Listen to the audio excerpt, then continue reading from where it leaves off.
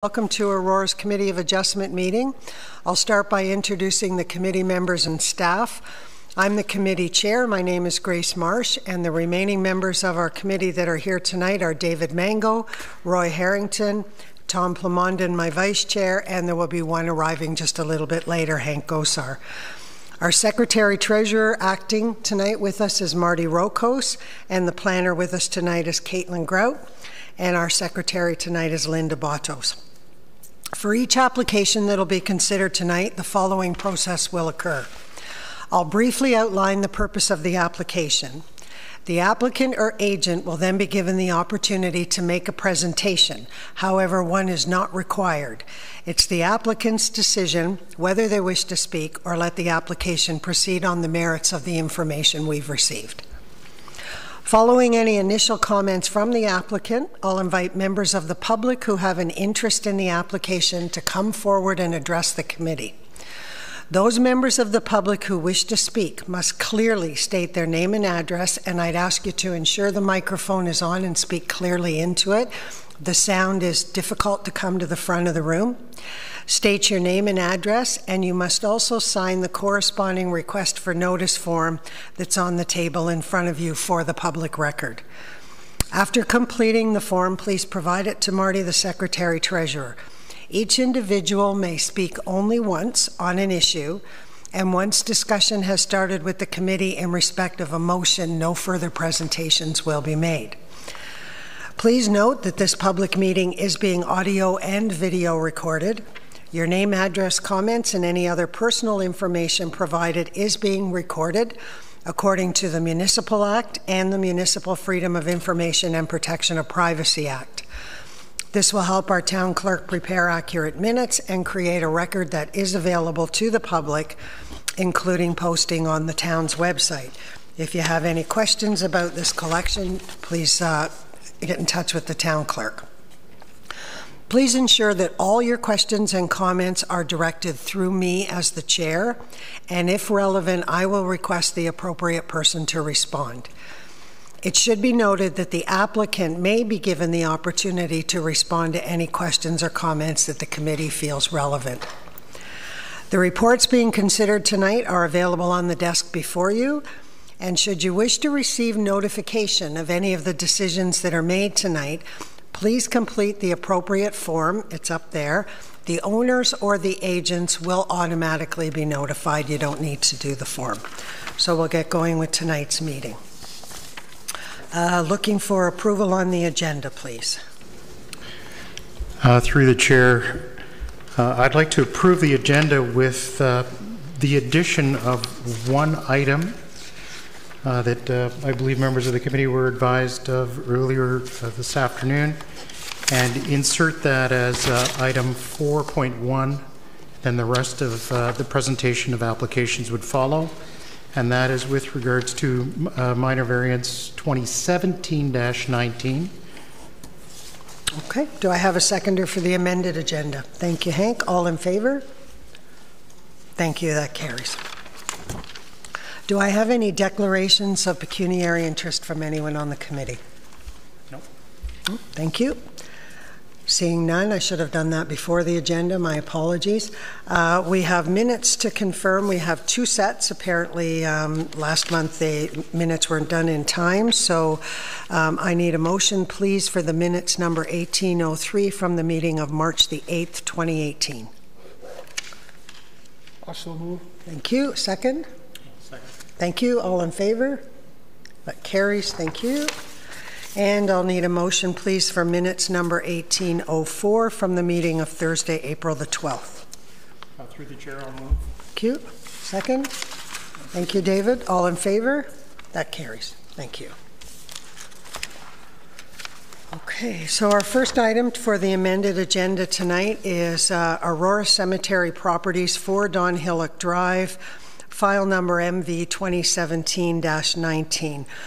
Minor variances were granted for this application approximately 1 year ago, and one of the conditions was that the applicant had to satisfy all the conditions within 1 year from the notice, and that is about to lapse. So we're looking for a motion that the conditions can be satisfied within 1 year from today's meeting, May 10th, 2018, for these files. Can I get a mover for that, please? I'll move. Thank you, David. Seconder? Hank? Second. Thank you. All in favor? That carries. Thank you.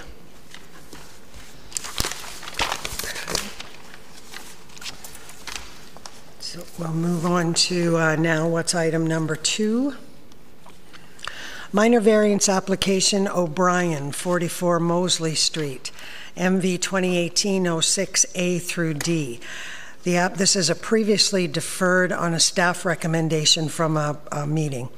The applicant is seeking relief from the provisions of zoning bylaw number 6017 as amended to allow construction of a new 2-story detached dwelling with an attached 3-car garage facing the western property line. The applicant proposes to demolish the existing dwelling. The property is zoned as special mixed density residential R7. Application A, section 7.2 of the zoning bylaw requires a minimum interior side yard setback of 1.5 meters. The applicant is proposing to construct a 2-story detached dwelling which is 0.6 meters to the interior side property line, thus requiring a variance of 0.9 meters. Application B, section 4.2 of the bylaw, allows eaves to project 0.7 meters into any required yard. The applicant is proposing to construct a 2-story detached dwelling with eaves projecting 1.5 meters into the interior side yard, requiring a variance of 0.8 meters. Application C, section 5.6.1 bracket A bracket II of the zoning bylaw, allows a maximum driveway width of 6 meters if the lot frontage is greater than or equal to 9 meters and less than 19 meters. The applicant is proposing a driveway width of 9.6 meters, requiring a variance of 3.6. And application D, section 5.3 of the zoning bylaw requires a minimum maneuvering space of 7 meters for 90-degree parking spaces. The applicant is proposing a 90-degree maneuvering space of 6 meters, thus requiring a variance of 1 meter. The Planning Division had no objections. Building Division, no comments were received. Engineering and Heritage Planning had no objections. Operational Services had no objections but have imposed a condition. Central York Fire, no comments were received. And Electric Utilities and the Region of York had no objections. Do we have the applicant or the agent for this property, please?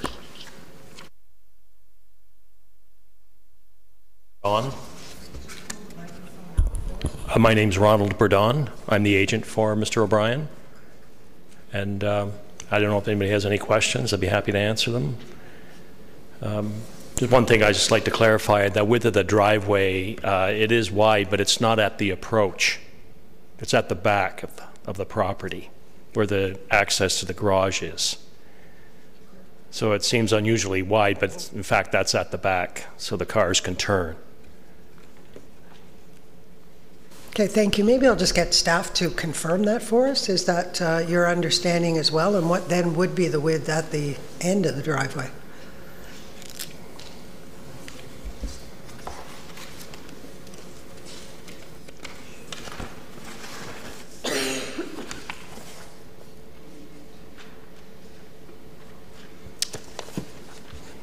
I can't read the numbers here, but I think it's around, as I recall, it's like 4 meters wide or something like that at the approach.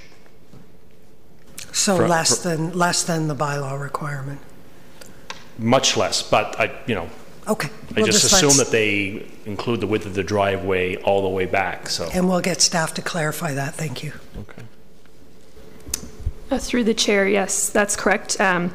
The question was asked previously. The driveway width is measured at the widest portion of the driveway, so no matter where it is located along the driveway, The 9.6 meter is the widest portion, so that's what's taken. I believe, if I can find it, the driveway opening at this street is 4.3 meters, and then it widens at the rear. Thank you very much for that clarification. That's great. So we'll just get you to take a seat, and I'll ask if there's any members of the public that would like to address the committee on this application. I'll just ask again, any members of the public on this application? Okay, seeing none, then I am going to look to the committee for comments, questions, and/or a motion.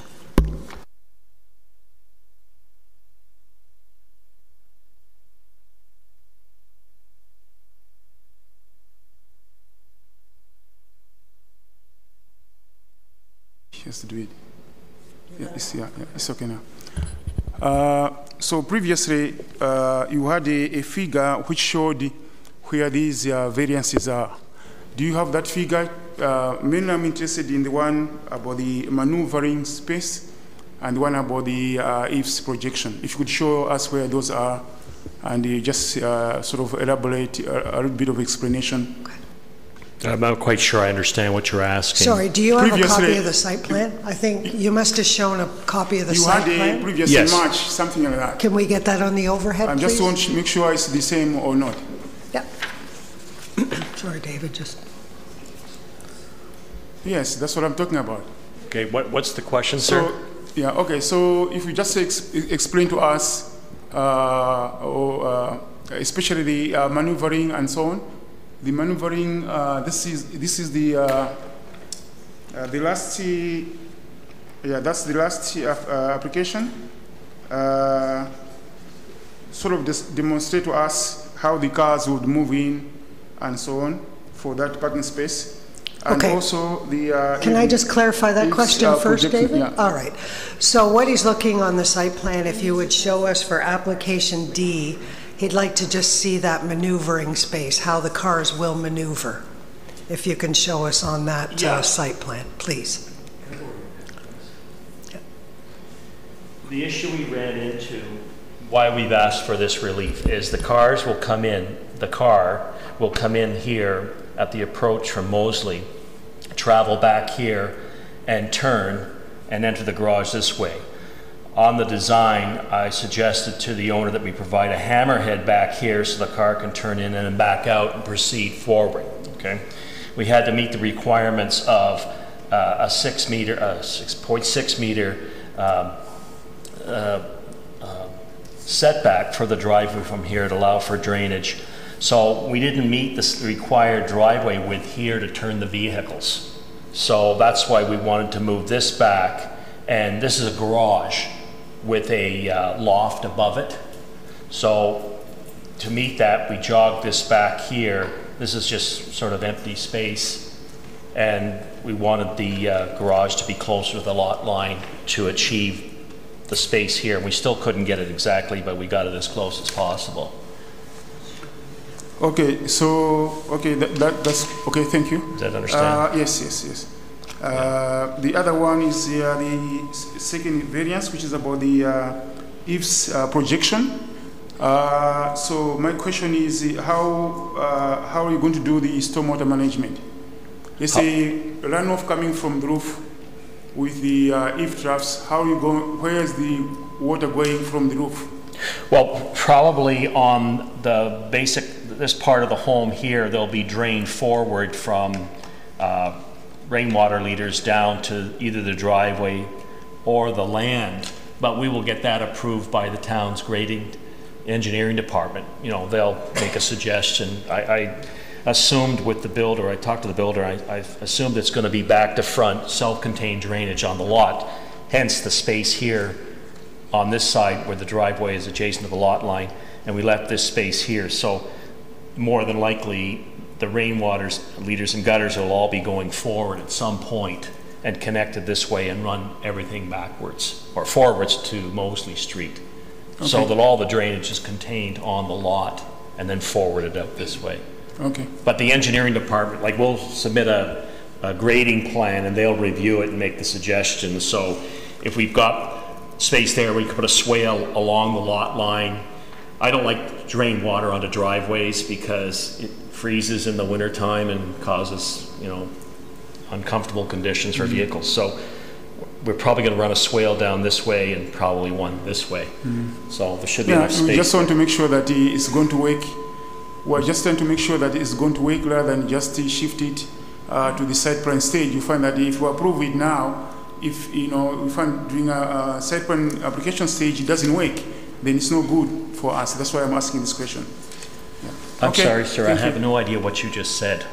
So what I'm saying is I'm asking this question about the eaves drafts. Yes. To make sure that, because you are saying that you have an application for site plan, okay? Yes. So we have to make sure that when we're approving now, it's going to work later on, rather than later on you have problems showing or demonstrating that the design will be appropriate. That's the reason why I'm asking those questions. Okay, but you're satisfied Yeah, with I'm the satisfied, answer, yeah. David? Oh, okay, yeah. He's satisfied. Thank you. We'll comply with whatever the engineering department wants, and more than likely, it'll be a swale. But if they want all the drains to go forward, then we can design it on the roof that way and bring all the water forward. I've done this lots of times in many subdivisions. Okay. Where we had to drain forward. Okay, thank you. Thank you. I'm okay now. Thank you.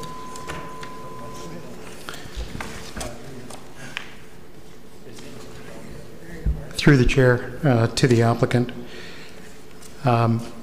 you're looking for a variance in 6D there to reduce that maneuvering from 7 meters down to 6, and I'm looking at it, that's a 3-car garage? Actually, it's not. It's a 2-car garage. This space right here contains the stairs to the mudroom back here. There's 3 garage doors, but it's really, the parking will just be here. It's only 2-car.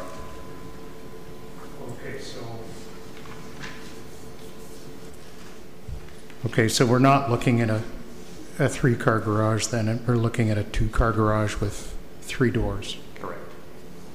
Okay.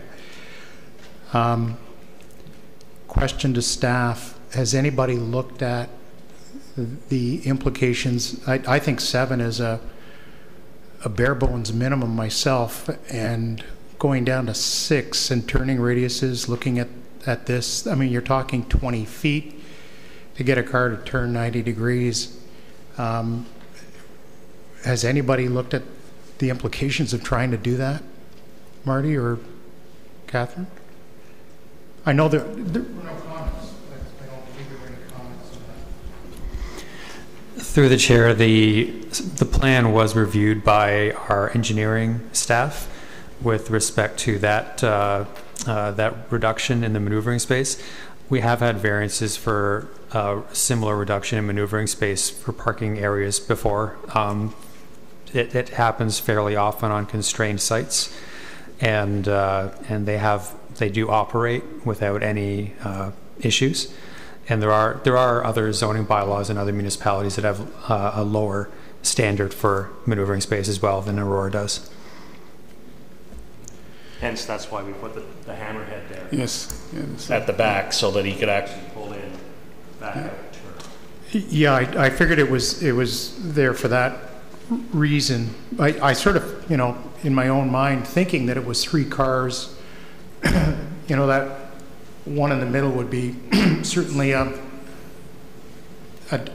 best, let's try and leave the paint on the fenders trying to get it out of the garage. And boy, I'll tell you, they better not have a pickup truck, because even 7 meters is tight. Yeah. Doesn't have a pickup truck. Don't have a pickup truck. No, he's a BMW guy. All right. So, but we wanted the parking at the back. This was the very main issue, was not to put a garage forward, but to put it at the back, to comply with the vernacular of the street. That was the issue. Okay. If the applicant's happy and staff are happy with that one, that was the only issue I really had. So thank you.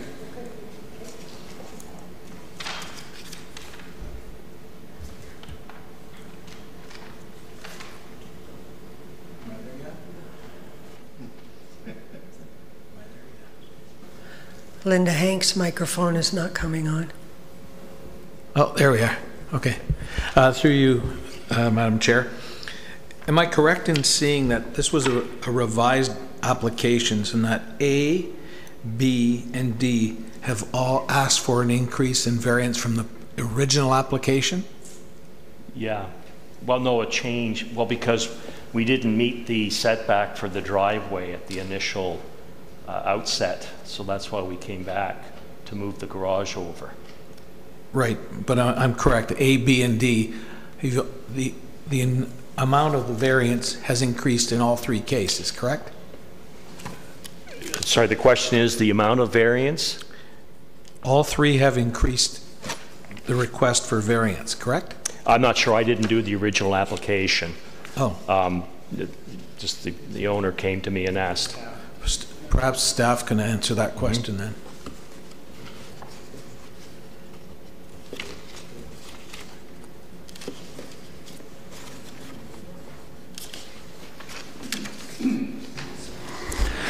Through the chair, the variance applications A, B, and D were increased over what they originally were. The reason I asked that is I recall that this was deferred by staff at the time. So I'm just trying to confirm in my mind that what was asked for originally versus today slightly different because of the staff suggestion they had to make an adjustment. Through the chair, the concern with the original application was from the engineering division with respect to drainage along the property line where the driveway was right up against the property line. So in moving the driveway away from the property line, it made some changes to the site, which resulted in the increases in the variances for those three variances.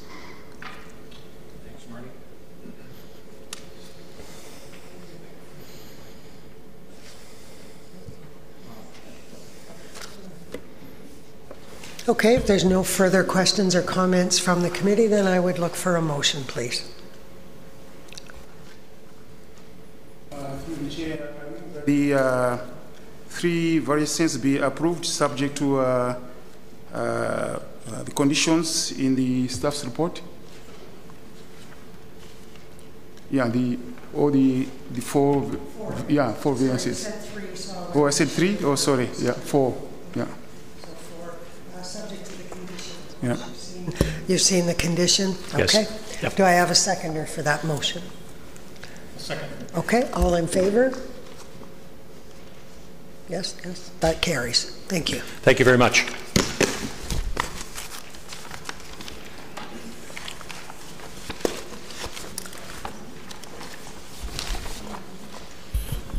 Okay, the next application was also previously deferred from a previous meeting by the applicant. It is McMillan, 6 Highland Court, MV 2018-07 A and B. The applicant is seeking relief from the provisions of zoning bylaw 6000-17 as amended to allow a reduction in the minimum interior side yard setback. The property is in a detached first density residential R1 zone. Section 7.2 of the zoning bylaw requires a minimum interior side yard setback of 4.5 meters. The applicant is proposing to construct a detached pool house, which is 2.44 meters to the southerly interior side property line, thus requiring a variance of 2.06 meters. Application number B is relief from the same bylaw. The property is, same zoning, and this is to allow eaves to project 0.7 meters into any required yard. The applicant is proposing to construct a detached pool house with eaves projecting 2.52 meters into the southerly interior side yard, and that requires a variance of 1.82 meters. Planning had no objections. The building division, no comments were received. Engineering had no objections. Operational services had no objections, but do have a condition. Central York Fire and Electra did not provide any comments, as did not York Region. Applicant or agent for this one? Hi, good evening. Jordan Colm, 85 George Street. I'm the agent for the applicant, and we'd like to let it rest on the merits of the application as there were no objections. Okay, and you've seen the conditions, however, and you're fine with those? With the conditions in place, that's fine with us.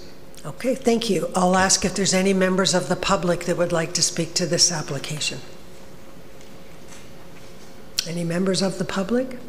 Thank you. Seeing none, I'll look to the committee for comments or questions. Hank, I'll start at you this time. I don't really have any questions, but I do actually. You just identified yourself as the agent, correct? That's correct, yes. And in the previous minutes, you were identified as the applicant. You're the agent, not the applicant. I'm the agent, not the applicant. That's okay. Correct. And are you representing the McMillans or the new owners? The new owners. Okay. Thank you. Okay.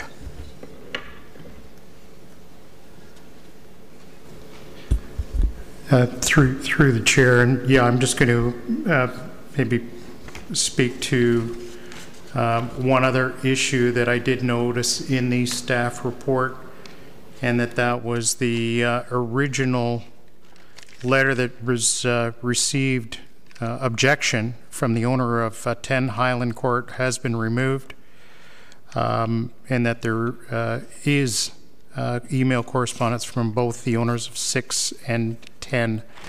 And I think I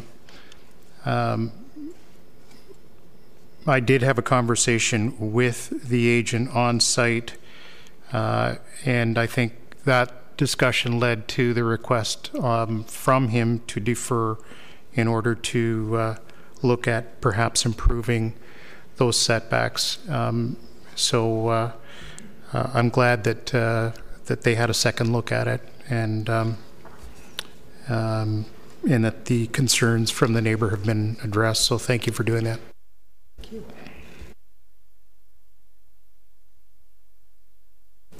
Quick question, Mr. Cole, will that beautiful hedge remain, or is it going to be demolished? Will remain. That's why we actually asked to defer it, so we could move the structure back and provide a new site plan that would demonstrate that. Kind of thought so, yeah. The owners are they're well aware of the conditions, eh? They are indeed, yes. Okay, thank you. Thanks. Right. Thank you. I'll look to the committee then for a motion. Oh, yeah. No. I'll go ahead with a motion if there's. Yep. So through the chair. So I will move that minor variance 2018-07 A and B be approved subject to conditions. Okay. Do I have a seconder? Hank, thank you very much. All in favor? Hank, did you put your hand? You seconded it. So, okay, thank you. I didn't see your hand go up. Yeah, that carries. Thank you. I can't go back and forth that fast. I get dizzy. What can I tell you? All right. Next application is minor variance application for 108 7931 Ontario Limited at 160 Wellington Street East, 2018-10 A and B. The applicant is seeking relief from the provisions of zoning bylaw 6000-17 as amended to permit a reduction in the required parking spaces and barrier-free parking spaces.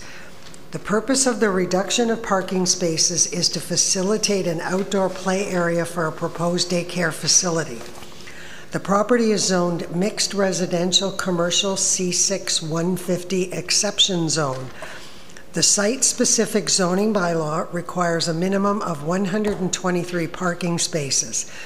The applicant is proposing to reduce the minimum required parking spaces to 120, thus requiring a variance of 3 parking spaces. Application 2810B is relief from the same zoning bylaw and to permit a reduction in required parking spaces in barrier-free. The zoning bylaw requires a minimum of 5 barrier-free parking spaces. The applicant is proposing to reduce the minimum required barrier-free parking spaces to 3, thus requiring a variance of 2. Planning Division had no objections but do have conditions. Building Division, no comments received. The Engineering Division had no objections. No comments were received from Operational Services, Central York Fire, or Electric Utilities, and there were no objections from the Region of York. Applicant or agent on this one, please.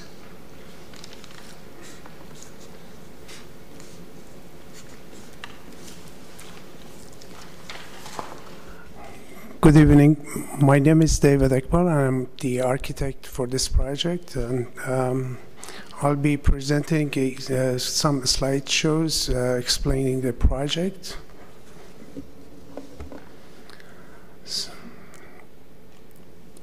So the project description is, I'll go through it. The location is at the corner of Industrial Parkway North and Wellington Street East. There is a residential condominium that has commercial units at the ground level, and we are proposing to use the ground level, one of the commercial units, for daycare project. The unit, as you can see on the drawing, it basically has 4 exits and quite independent in terms of the location, and does not share any walls with other units. And also the only share thing is the roof or the ceiling that has a shared floor, and the residential units are above. And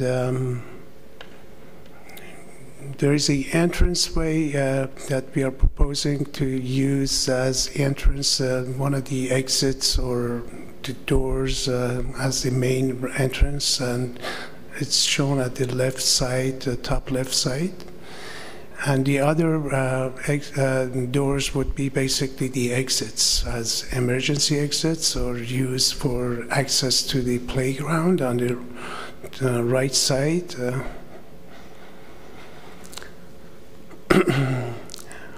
So we are proposing a daycare use.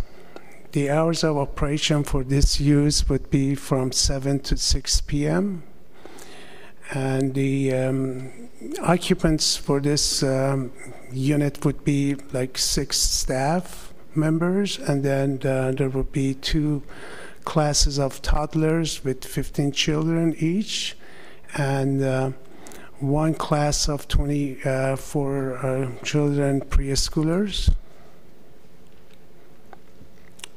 Now, as part of the requirement for daycare, we need a playground. And we are proposing to convert a section of the, the site into a playground, which you can see as being hatched by diagonal lines on the right, top left side, and it's to this left side or right side, top right side, and the right side of the building or the unit. And as you can see, we are proposing to move some of the parking spaces just to create the space for a playground. What we are proposing, basically, there are 2 existing barrier-free parking spaces that we are proposing to move them to a new location, which is shown by the arrows.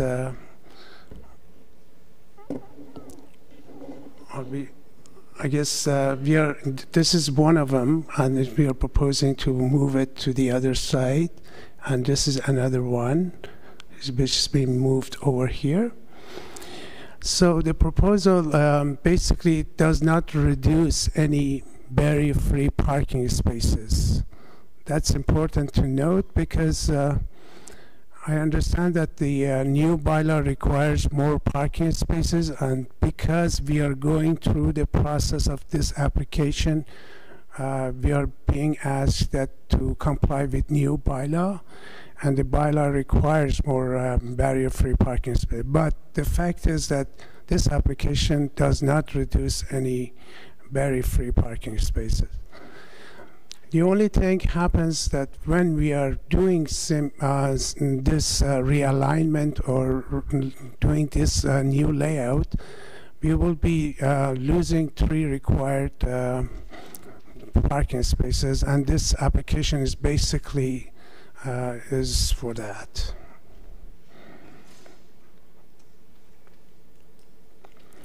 Now, I have a diagram here that shows the parking layout in the whole site, how it is being laid out and separated in a way by means of having signs.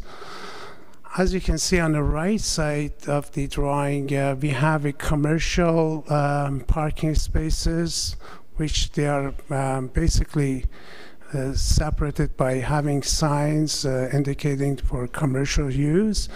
And the other side, we have the residential parking spaces.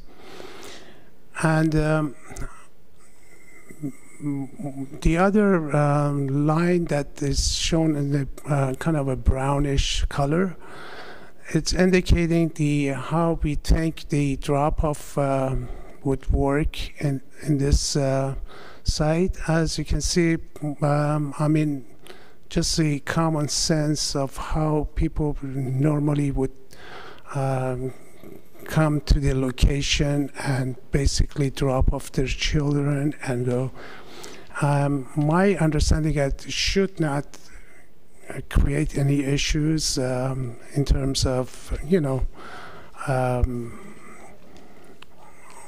although I understand there are some concerned condominium residents here that they think they might cause some issue, but I just think that that location is secluded enough to provide the access for, you know, easy access for the drop-off to the children. It's certainly better than a lot of other proposals that I have seen. Now, we did some parking study for this project, and this is the division of the parking spaces for the whole site and as existing. It's basically the commercial unit has 21 spaces for the tenants and then the 5 for visitors. Residential unit has 81 spaces for residents, and then they got 17 for visitors. Now, there was a study done of for the parking utilization study that how it's being used and at different time of day how many parking spaces are vacant.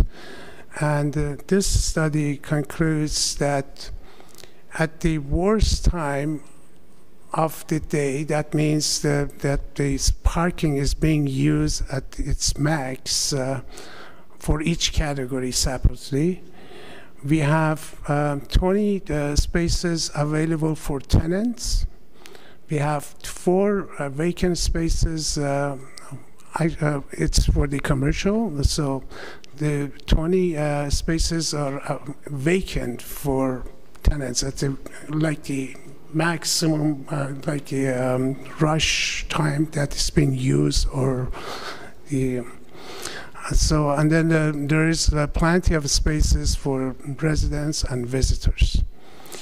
And this has been reviewed by town engineering and traffic engineering, and basically the determination is that the elimination of 3 spaces or the shortfall of 3 spaces would not really have any impact to the required parking spaces for this application. I do understand that there are some condominium residents that will be commenting on this application, and I'd like to just now ask that to be welcoming and you know, accommodating toward, because we are talking about children, and these children could be our children or, you know, granddaughters, grandsons, we should be more accommodating toward this type of application. The other reason is we have a vacant commercial unit, and that has to be somehow used. And at this location especially, there is a definite requirement for having a daycare, because I understand it's close to the GO station, and people would like to drop off. So this type of application is really would help a lot of people, and I understand it might create some discomfort for the condominium residents, but if we think about or see the larger picture, that how we can help others with their children, and how we can help with our town to have a location for these children to be dropped off, that would be great. And on a final note, I just want to remind everybody that a measure that a society or civilization is the way I should say a society or civilization is measured by how well or how accommodating they are toward their elderly, toward their children, and toward others. So I think that would be something to consider for this application. And I thank everybody. If there is any comments or questions, I'm here to answer. Thank you. Thank you very much. We'll, if we need you, we'll call you back up. So I'm going to open this up to members of the public who would like to make comments. I get the sense there's a number. So I would ask you, please, we'll give everyone their time, but please don't repeat each other. Us hearing the same message 20 times really doesn't give it any more weight than hearing it well once. But please come forward with every new issue that you have or would like to speak to us. We do want to hear them all. Clearly state your name and address, and we'll go from there. Thank you. Thank you. My name is Brian Hodson. I live at 160 Wellington Street, and I am also one of the board members of that condo. I'm here tonight to represent or mention comments that the residents have made to me expressing their concern about the daycare. They are strongly against the daycare, and I wish to mention some of their comments here tonight. At the beginning of March, I proposed a survey. I put it in the lobby of the condo and asking them if they were in favor or not in favor of the daycare. And this survey was approved by Downing Street Management, which manage our condo. We have 68 units in the building. 52 voted not in favor. Well, sorry. Okay. I just want to make sure everybody hears me. Okay. We have 68 units in the condo. 52 voted against the daycare, and 1 voted for the daycare. And as you can see behind me, everybody sitting behind me here are residents of the condo and may wish to speak later. First of all, the primary entrance to get into the daycare will probably be off Center Street.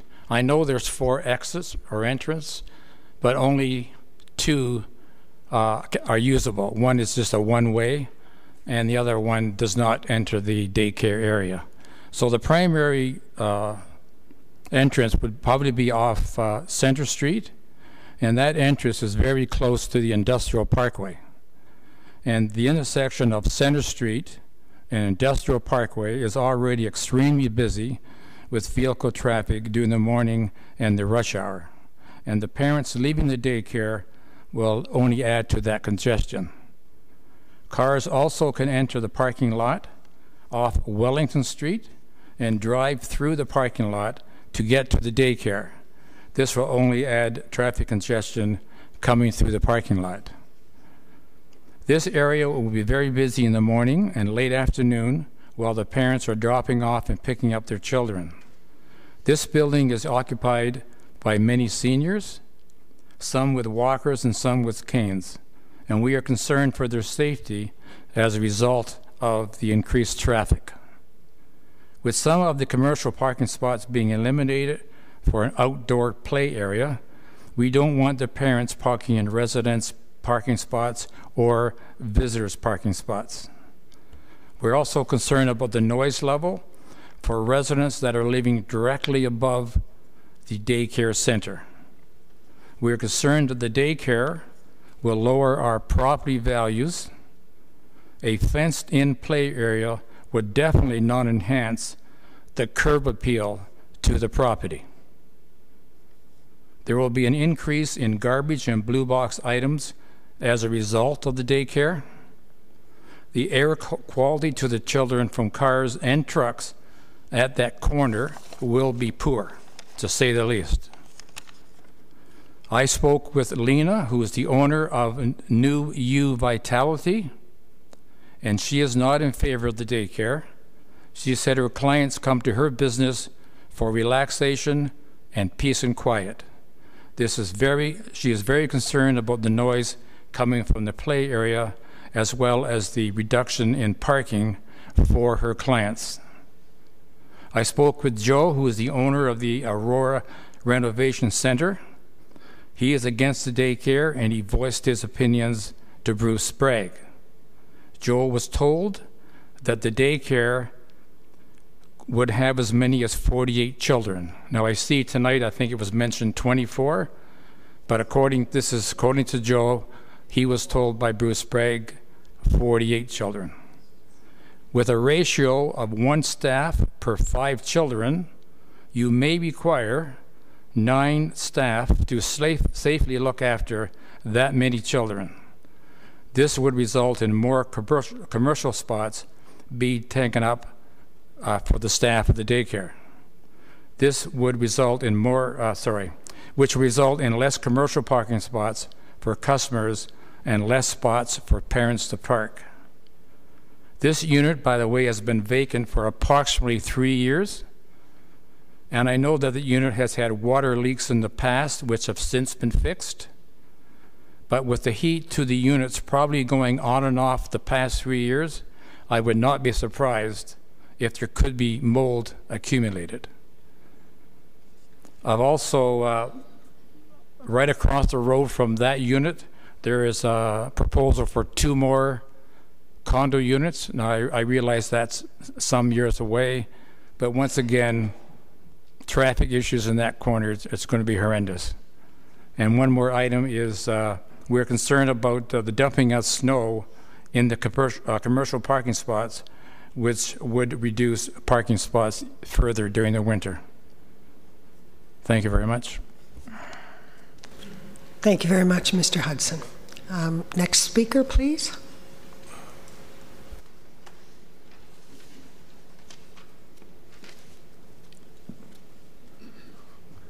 My name's Ron McKinnon. I live at 504 160 Wellington Street East, and I'm a member of the board.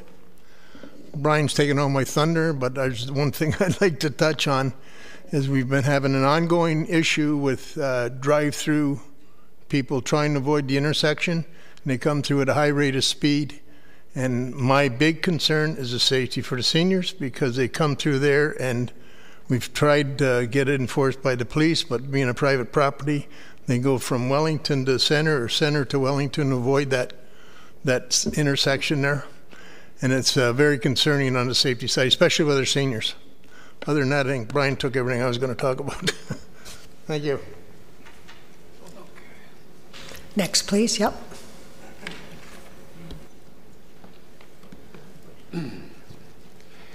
My name is Udo Kerschel. I live at 270 Plymouth Trail. I'm also on the board. I will not repeat everything that's been well stated here, but listening to the original comments there, I find it really offensive that we are somehow made to feel guilty that we're against a daycare center and against children. We all have kids and grandkids, and this is not about being anti-social or anti-children, and I I really wish those comments would be removed from this whole focus. Also, the other small issue would be safety for the children. We're into a fenced-in compound here. Kids are rambunctious, and I think that should be considered. Thank you very much. Thank you. Just as the chair, I will speak on behalf of the committee and let you know that we will evaluate this on the merits of the application and not on those particular comments. Thank you. Thank you.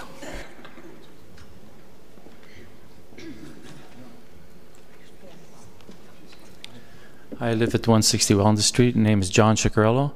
Often I come in eastbound along Wellington, and just before I get to Industrial Parkway, I turn into that first entranceway there, and the cars are constantly being backed up there. So if you add another 20, 30 cars, 40 cars, you're going to cause a gridlock there because everyone's trying to go into the GO train station there. So there's a lot of traffic there.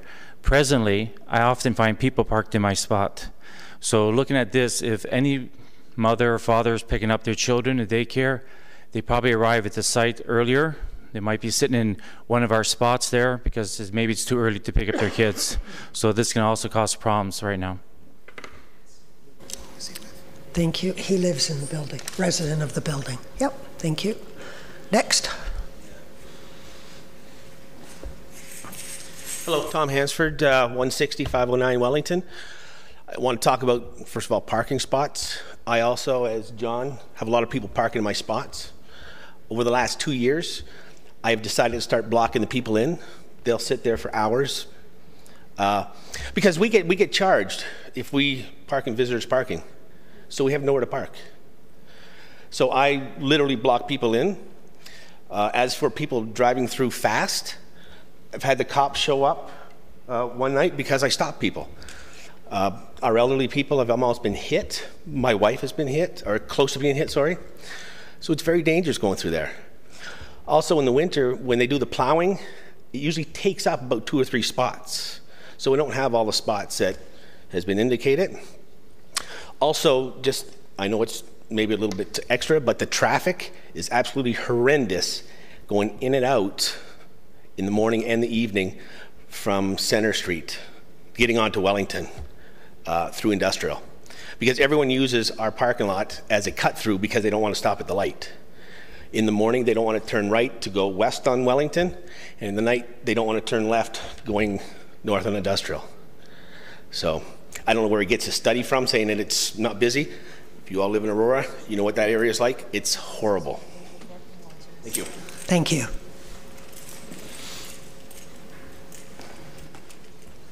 John Cotter, 210 160 Wellington Street. My unit is directly above the secret turnaround spot and parking area. There had been previous businesses there that people are coming and going commercially, and it's, as nowadays, this is a noise problem, but it's the beep beep with the fobs. Everybody's beep beeping, horns are beeping. I don't want to hear that at 7 o'clock in the morning repeatedly, and then again at night, and it'll be happening to, and oh, I forgot the kid, and we forgot this, and beep beep, beep beep. I'll go insane. Thank you. Appreciate it.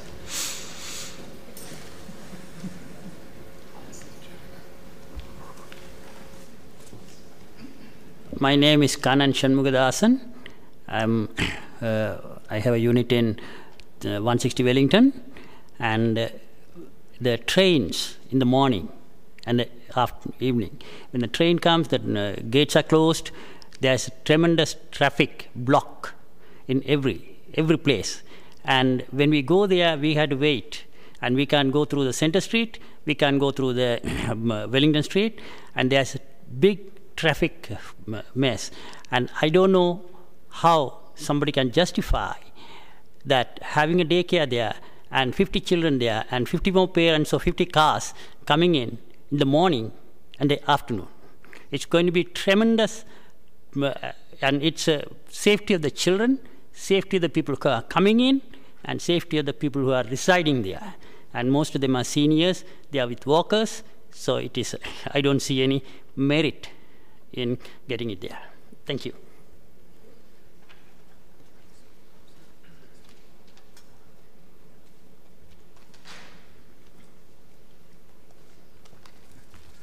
My name is Mark Riendo. I live at 160 Wellington Street, and regarding the parking spots that we're going to be losing, the two barrier-free ones, one of them is actually underneath the building, which is sheltered from the snow, and I know that it's being used by elderly people who don't have the physical strength or dexterity to brush the snow off their car. And I realize he's going to be moving those two handicap spots, but they're not going to be covered, so that's going to create a problem for the person using that spot. And we're actually going to be losing 5 of the commercial spots, since 2 of them are going to be taken up when those 2 barrier-free parking spots are moved. And everything else I had has already been touched over, so I won't waste your time saying it again. Thank you. Thank you. I appreciate everyone not being overly repetitive. Anyone else like to make some comments? Please come ahead.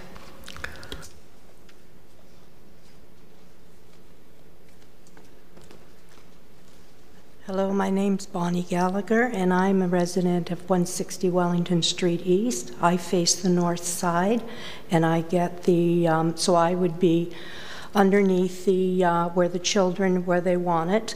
My concern, biggest concern for children, is the fact that the trucks that keep coming in and out to do a removal of said garbage, or there's a massive big bin that they bring up and bang, which is for the boxes, things like that. That's only about 2 or 3 parking spots away from children. So that is very concerning to me, that their safety, because they have to literally sometimes back in or back out in a short space with all this going on. So that's one of my concerns. And the biggest one would be the snow removal, where people will be parking where there is no spot, because most of the snow has been going in that area where there has been nobody. So, okay. Thank you. Anyone else? Okay. Last call for any other comments. Oh, come ahead. Hi, I'm Nancy Hansford. I live at 160 Wellington Street East. Just pull the microphone down for us, please, Ms. Hansford. Okay. Thank you. Sorry.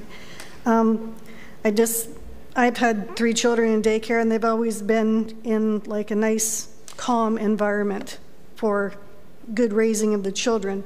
That intersection is 4 lanes on Wellington Street and 2 lanes on Industrial Parkway. Where this playground is going to be is the width of a sidewalk away from all the exhaust of all the vehicles, buses, trucks, dump trucks, everything that goes up and down Industrial Parkway all day long.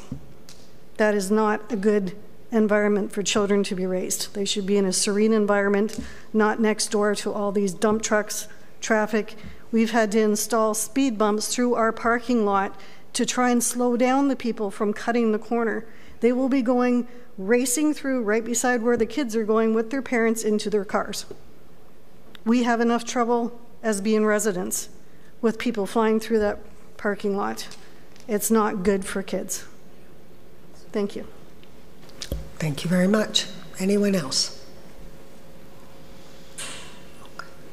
Okay, yep, come on down. Oh, I sound like a game show host. Come on down. Yes, that's right. Well, first of all, folks, thank you very much, Madam Chairman, and members of the council. My name is Doug Sexsmith, and I'm actually going to speak on behalf of Magic Tree Childcare. The good folks at 160 Wellington, I certainly hear all of your concerns. Can you bring your comments this way? Thank you. Sure. When we were first looking for a site, it took months. And to the lady's last comment, we would love to have a daycare facility in an area that was zoned for daycare facility in a serene environment, but there are not many locations like that. So when we happened upon this, which happened to fit the criteria for these folks, we made a move on it, and we've had to adapt in order to make it work for their business. We ideally would have been in anywhere else. It seems to me, though, hearing folks' comments that this issue has been an issue for quite some time and is not really relevant to the specific business going in, that it doesn't matter what the business is that's been in there, it seems to have affected how things operate there. When we talk about traffic flow, we talk about maximum number of people in the childcare facility, and that's assuming we're going to have 50 parents dropping 50 children off at the same time in the morning and the evening, and that's not true. There's a percentage of them that will likely walk there.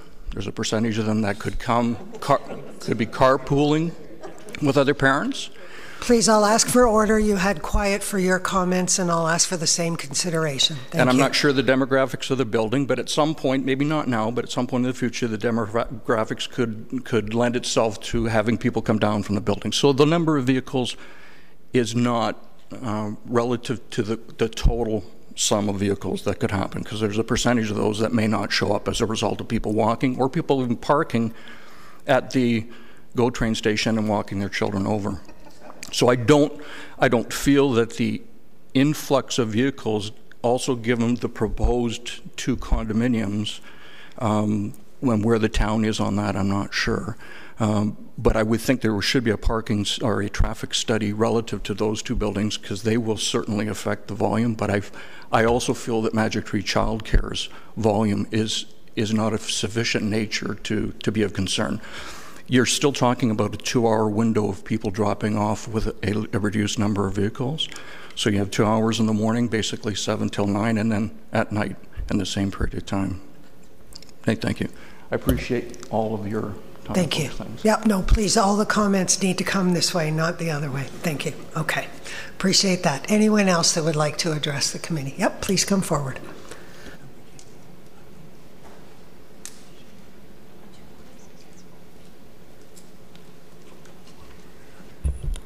Good evening, everybody. My name is Olga Chelyadinova, and I'm a part of a Magic Tree Childcare. I've been working in a daycare for many years, and one of the close here, it's Kids and Company right here, and that's 120 children in there.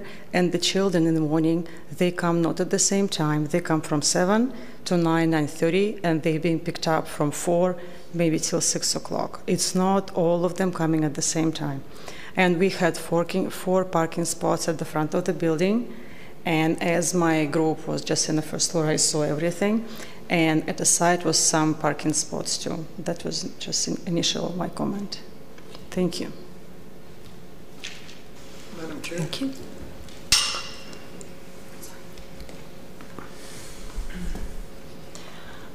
Good evening, Irina Vasilova, 160 Wellington Street, 412. I don't know whether that's of any relevance or not, but there's a daycare just up the street, I believe at 138 Center Street. They are still looking for children, so I don't know how busy this daycare facility is going to be. However, I'm going to tell you this. Before I moved to this condo building, I lived in a house just across the street in Aurora, and it only took one rushing mother to drive her kid, pick a child from daycare and drive it to gymnastics class or whatever, to hit our car in our driveway. Only one car, not 15, not 24, not 6, one. And it only took, I think, one, I believe it was a minivan, to try and enter and exit our parking lot through the entrance that goes under the building to cause significant damage to our building. And had it not been for a neighbor to spot the truck and confront them right there, we would have been stuck with quite a large bill for fixing the roof under the building. Thank you. Thank you. Anyone else? Now, typically we limit to 1 per person, so let me make sure there's no one else, and as long as you're going to tell me something new, I'll allow you to come back up. Anyone else? Okay, come forward, sir.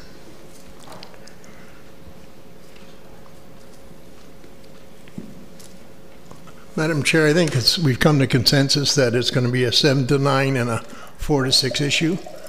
I'd like to make a request for staff to do a traffic study in those hours to judge exactly what goes on.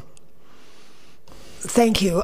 We can take that under consideration, and if the committee wishes to add that as a condition to whatever decision they make, I will leave that to the committee to recommend. So thank you. Yep. Appreciate that. Okay. All right, so now I am going to close the public portion and look to my members on the committee for comments and questions. Where will we start? David? Want to start, David?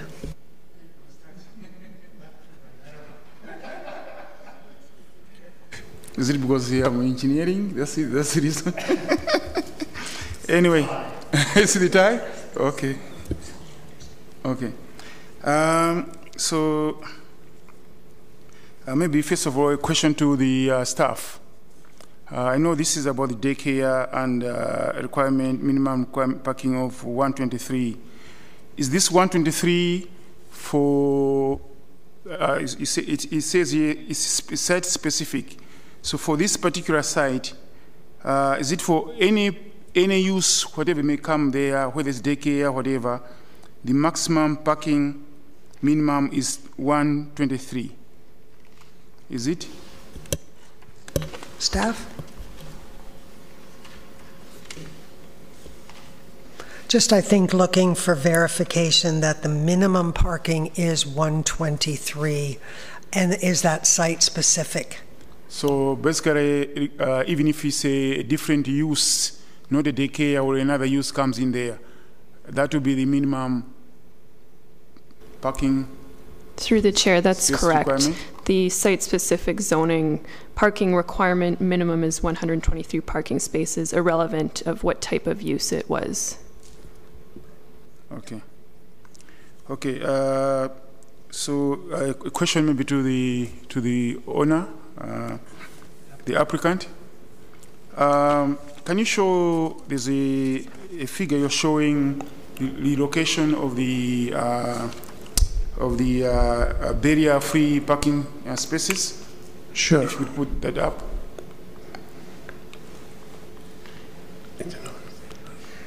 Okay.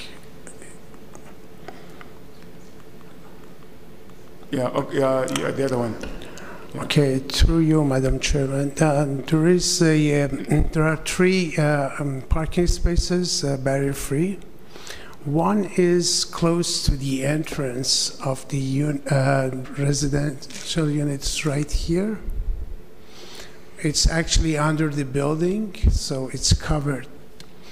And there are two other ones. There is one over here and another one this location, which we are basically moving to this location.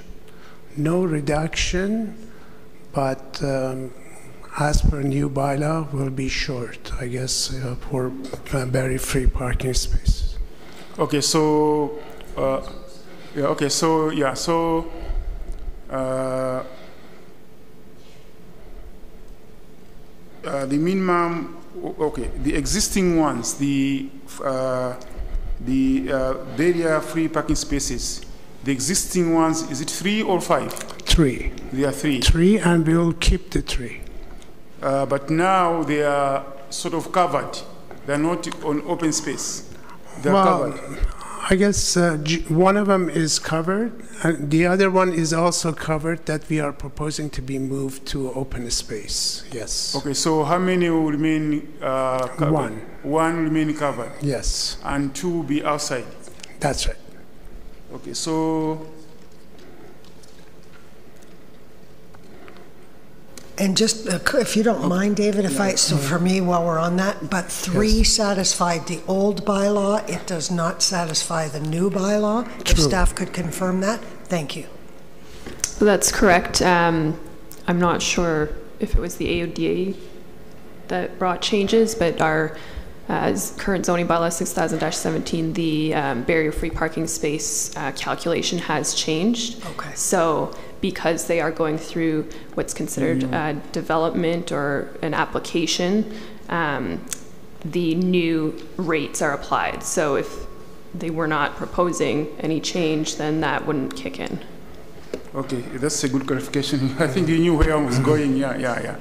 So with the new ODA or whatever it is it the 123 parking spaces? Does that follow the new bylaw, or is it the old one? Through the chair, the minimum 123 parking spaces is part of the site-specific bylaw, zoning bylaw for this property, and that has not changed from the previous site-specific to the new bylaw. So it doesn't change the number of barrier-free parking spaces. So you have two bylaws or two sections. Exactly. So there's for site-specific bylaws, sometimes there can be a provision related to parking. The barrier-free parking spaces or parking calculations are found in the general parking provisions. Mm-hmm. So that 123, the calculation for the barrier-free comes from those 123. Okay, thank you. I have another question. I'm seeing from the, I would call maybe the parking study. Yes. You did the study only one day. That's right. How representative is that study? Well, the study was done one day because that's how it was asked to be done in a daytime and during the week, because that's the operation time of the daycare. So they asked you to do only one day in a week? That's right. Yeah. Any day? Why Wednesday? Well, yeah, any day within the, like any weekday, I guess. Yeah. So do you think this data you have here is very representative, let's say on a Monday or a Sunday or, March? Do you think if you do now, you do in September, you have the same results? Well, the truth is that was the timing and the date was actually asked of us by the town traffic engineering staff. That is be done during the day and at certain times, and even the timing, the interval between the count was actually told. We were told for those times and intervals. Okay. And another, maybe other two questions. These are not related to traffic. I know the variances are about the parking spaces somehow, but with the use, maybe this question maybe not to you. I would maybe ask the staff, because it's not one of the variances, but we'll look at overall. Okay. Yes. We're talking about traffic congestion. It's not even mentioned in the study. Noise levels may be coming from the daycare, because you see, you have a residential commercial building. It's not even mentioned in here. Is there any reason, or maybe you can elaborate or explain? Because I've heard the issues about traffic congestion, driving to that area. You're talking about, noise levels, because the daycare, children will be playing and so on. You're with people staying upstairs and so on. Why you didn't look at those, or just an explanation? Through the chair, I think it's important to note that a daycare is permitted in the zoning bylaw. The variances here are strictly for the number of parking spaces and the number of barrier-free parking spaces. So when it comes to that commercial unit being filled with a business or including a daycare, which is permitted, that's outside the scope of what the variances are being asked for here today. So that's why those things weren't looked at in the analysis of the variance applications. Okay. Thank you, and I'm just going to add to that as well. Wellington is a regional road, and the region of York would have had some comment on traffic if they did, and I see that they provided no comment. So that kind of speaks for itself, in my view. Okay. So one last question. Sorry, Madam Chair. I think this may be last question will go to that gentleman there, or Stu, or the other one who's the board. Ask your question through me, member. David. Ask it through me, and I'll direct it, yes, please. The chair. I'll direct the board, it. One from the public will say was a member of the board. I think Brian. Ask your question, and I'll direct it. Thank you. So the question is, my worry is you have this barrier-free parking space being outside in the parking lot. So in winter, for example, it's snowing and so on. My question is, I want to look at the efficiency of snow removal within the parking lot to make sure that barrier-free parking space is available, especially with the reduction of parking spaces. I'll ask the applicant to address then, please. Snow removal in terms of changing the location of barrier-free parking, will they be impeded by snow removal or lack thereof? Madam Chair, I'm not quite sure who is handling at the condominium the matter of snow removal, but I'm sure once our tenants are there for daycare, they certainly can press on that matter to, have a proper, and timely manner for the snow removal on that. I guess it's just a matter of resident and demand for a proper, and timely removal of the snow. And okay, then actually, then if you don't know, I'm going to ask perhaps the first gentleman that spoke, Mr. Hudson, with the board. Could you address for us, could you explain to us how snow removal or snow management is taken care of within your parking lot? We'd appreciate your insight into that.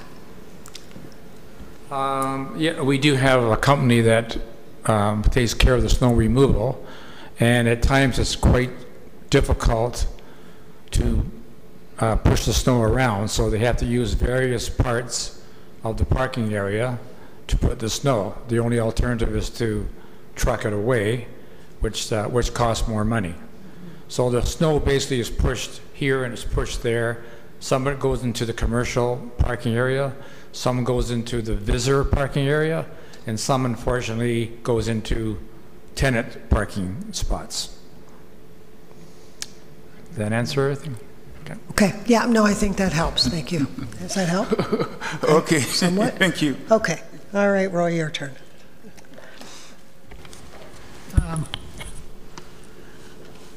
Certainly, I think traffic fumes would be a problem. This is a busy corner morning and night, and I don't think, I haven't been there that often, but it's kind of bad. The daycare is in what used to be the Polish restaurant or Polish delicatessen. Is that true? Just clarify the location of the daycare within the commercial area? Yes, the location is, I guess it used to be a deli previously. Used to be a Polish and then deli, I think, yeah. Yeah, so the location is right here. Yeah. This whole section would be the daycare. Yeah. How about toilets? Is there enough toilet facilities there, do you think? Yes, we have prepared the proper number of toilets, so the plumbing would be redone, and that would go actually for building approval. We also like to mention that the ministry have reviewed the floor plans that we have provided them, and the location, they have reviewed it and approved it, and we have a letter right here. So, and I think one more reminder that this is the application for reduction of 3 parking spaces, not the use. The use is already there. Thank you, and I was about to clarify that as well. The daycare is already within the zoning bylaw. That's not before us. It's a permitted use in there. The ministry regulates everything in a daycare. My daughter actually is an ECE. I have some background in this as well. So anything within the daycare unit will be taken by the operator. It will be taken care of, and the ministry will be regularly checking on that, such as toilets, plumbing, kitchen facilities, cleanliness, all that stuff. Really, the only thing before us tonight is a reduction in parking for this use in this unit, and we really do need to keep our comments, concerns, questions to the issues before us. So I know we're all concerned about what's behind the walls too, but in this particular case, that's not something that's before us.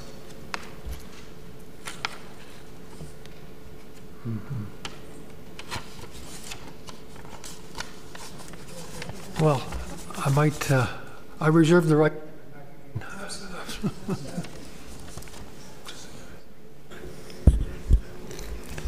Through the chair.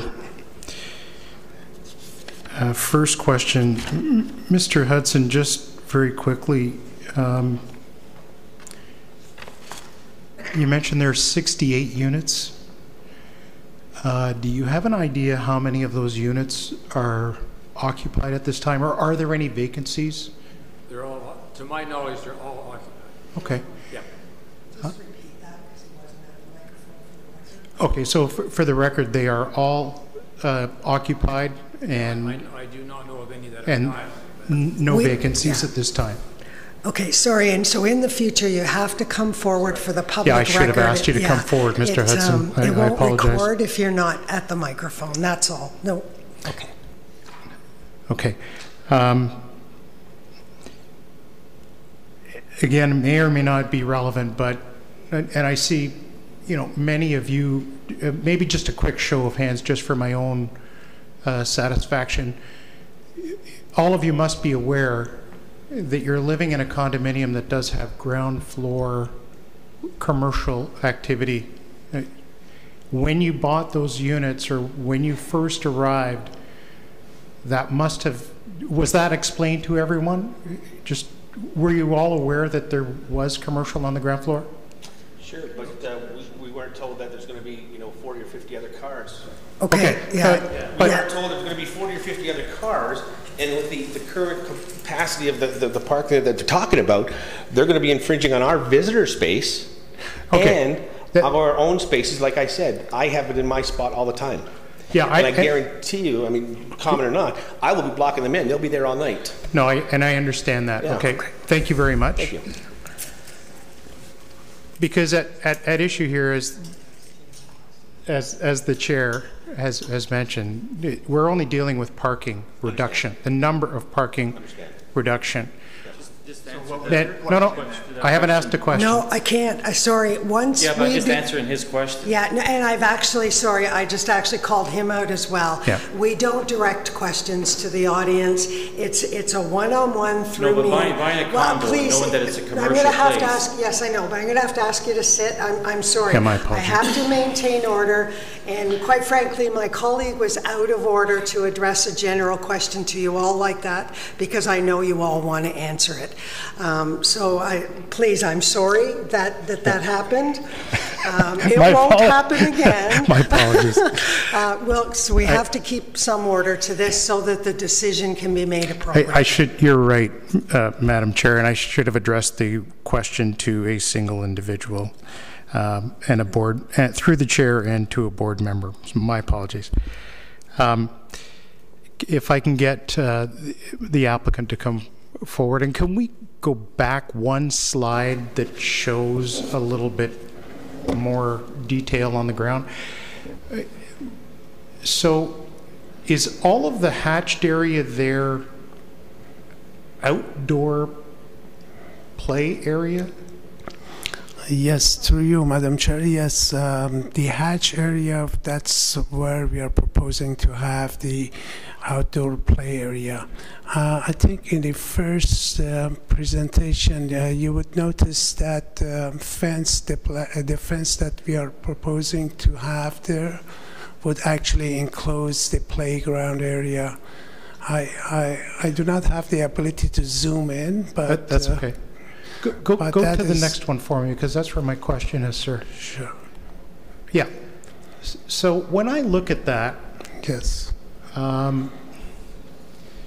Immediately to the north of the unit itself, I'm looking at one handicap parking spot, and then a little bit further north and to my right, there's another handicap parking spot. Yes. And then there seems to be a buffer of some sort, and then is that another parking spot to the north of that? In other words, I'm counting up and I'm going one handicapped, a second handicap, that's 2 spaces, one above that, that's a 3rd space, and then 2 on Center Street. Is that correct? Well, to be exact, The changes that it's being made actually removes 4 parking spaces. That's what I'm trying to get at. How many are we? As required, as assessed by the zoning examiner, right? It's actually the 3 required parking spaces are eliminated. There is 1 extra parking space. I think that is... That clarity is going to be good there. So I think in total, if I'm right, they're supposed to have 123. They're going to go down to 120. Of those 100, and maybe staff can jump in here. So they're looking to get rid of 3. And then of the 120, 5 are supposed to be barrier-free under the new zoning bylaw, and we're only going to have 3 that are. There's 3 today. You're moving 2 of them over to Center Street, so they're moving. 1 is remaining. So if I got this right, out of 123, they want 120, so a reduction of 3. And out of the 120, 5 should be barrier-free, but only 3 will be, and 2 are moving to a different location. Is that a correct summary, staff?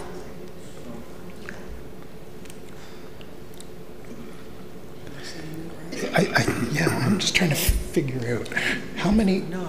There's no 2 barrier free.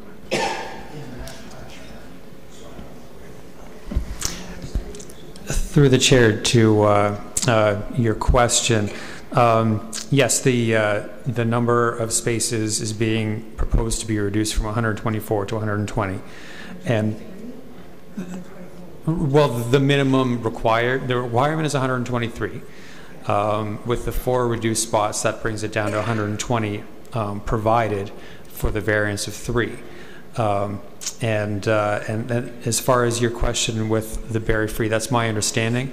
What we have before us is what we have from the zoning examiner, so I can't get into as far as the details of whether the 3 required barrier-free spaces is from that 123. I believe so, but I'd have to confirm with zoning. Just show me, sir, where is the 3rd existing handicapped right now today? Allow me to go back to no, to don't. the next Stay on slide. this. Actually, it's not shown in this section of the plan. Okay, then step We forward. have to go right on this. Okay. And then you'll notice a barrier-free sign right here. It's actually under the building. Oh, that's under the, okay. Oh, yes. And the other 2 are up here. So there is 3, Yes. Hank. This one's going to stay under the building.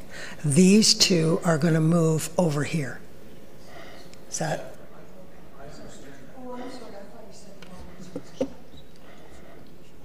Through you, Madam Chair. No, this has been part of my confusion because we keep talking about this, but he's moving 2 from the playground area, and those are going to be now fronting on the Center Street. And I've always been concerned, like, where are the others? Like, that little mark down here, I never saw that until now. Okay. And Go ahead. You know what? Yeah. and let me have a follow-up. So I am concerned about the reduction in the number of barrier-free spaces because of what I've heard this evening, which you initially said, and then the neighbors or the residents talked about, which is the issue of the composition of the condo residents, okay, and who needs what. So under the old rules, you needed 3 spots. You have 3 spots. Under the new rules, you need 5, and you're only proposing to have 3. True. Correct? Yes. Okay. My question is, are those spots going to be used over there by the residents and their visitors, or are they going to be used by commercial? Are they going to be used by daycare? Like, the location kind of bothers me a bit in terms of where they are. Through you, Madam Chair, this section actually has some signs that basically these parking spaces are designated for commercial units. So I do recall that one of the condominium residents, they were saying that this being used by their tenant or one of the residents of the residential. But the truth is, the signs, actually, these are all designated. And what we are doing, basically, we are relocating within the perimeter of the commercial parking spaces that are already have signs and designated to commercial use.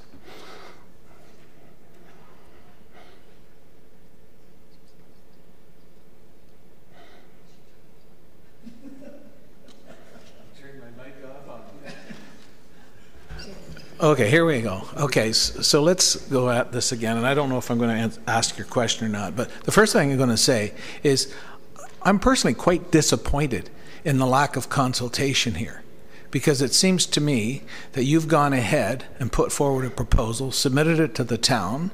You did not address the residents living in the current condominium. And as a result of that, we have kind of a split situation where you're showing residents in blue, commercial in red, but in fact, the parking is a package deal. It's not about the residents, it's not about the commercial. Those two together make up the total. So I really think this is an issue that you have failed to communicate with the condo residents.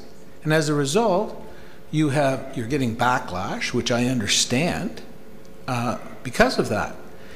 And now I think I heard you say that we're supposed to be addressing the barrier-free parking is supposed to be for everybody. It's not just about commercial.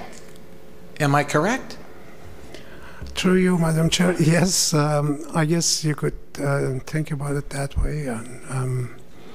When we design parking spaces, they are basically looked at the whole site. And although, I mean, each unit and resident has its own rights to the parking space, and you could basically, through the condominium bylaw, go through and divide the spaces, number them, and then assign them.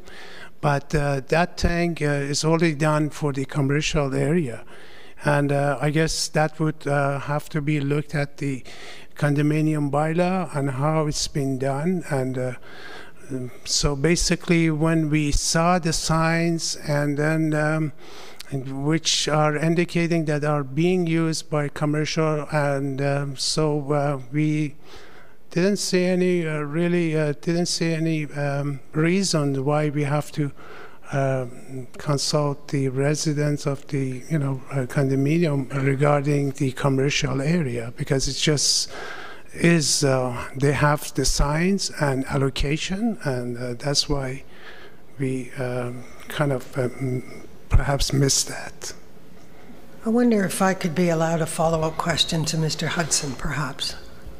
If you don't mind, Mr. Hudson, come forward on the same subject. If I was a person looking to buy a unit in your building, in the building that you manage, and I needed barrier-free parking, what would I be told? Do the residents have access to barrier-free parking if they need it? If the barrier-free parking is in the commercial section, then the answer would be no, to my knowledge. So you have one barrier-free in the residential area now? Yeah, we have in the residential area, we have one handicap parking spot. Barrier-free, yeah. Yeah, right underneath the canopy, we call it. Right. And that's it. Yeah, and then the other two are in the commercial area. Were meant to be for commercial use. That's right. Okay, that's the clarity I believe we were looking for. Thank you. Sorry, Hank, carry on. I didn't mean to interrupt.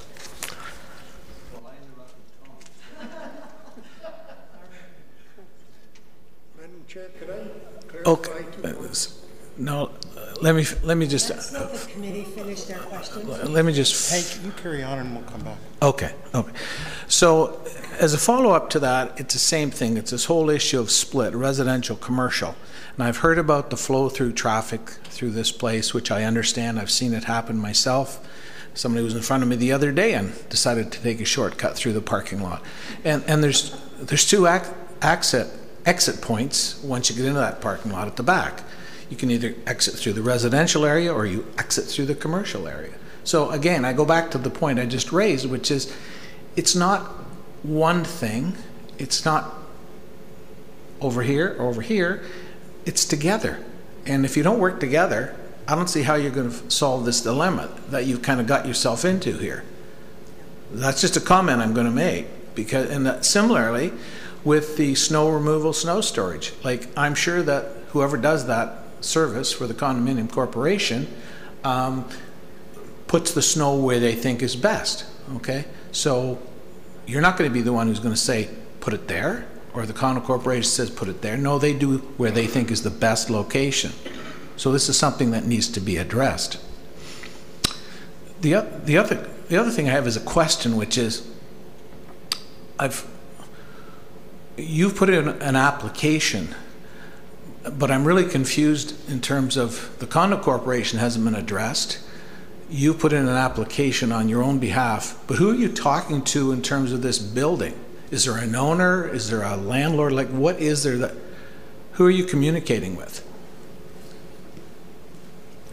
So in other words, who will be taking the new business on with a lease? Who does that? Well, through you, Madam Chair, well, there is a landlord which the property is being leased from, the unit being leased from, and then that's who we are actually dealing with. And just one more point about the snow storage. When a site plan is being proposed, the town engineer will actually look at the green space, the buffer zone that we have our surround the property as a snow storage area for the winter time.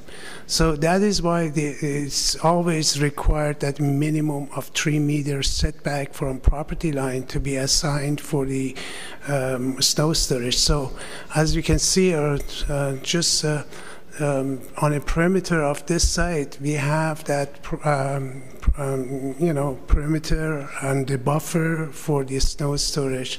I don't see that being an issue, really.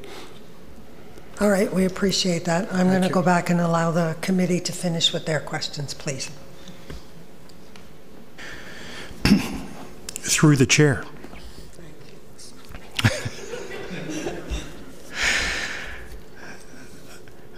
To staff, is there a minimum area required for the daycare for outside activity? Through the chair, that's determined by the province or the ministry, I believe.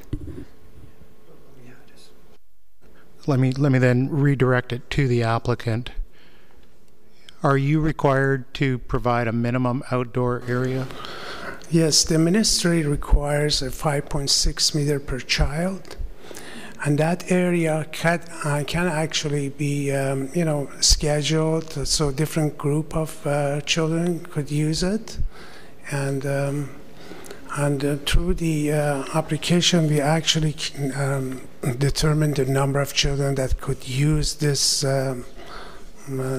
playground, and I forgot to bring my eyeglasses, the reading glasses, but I have it on the permit drawings, and I cannot recall what the number was.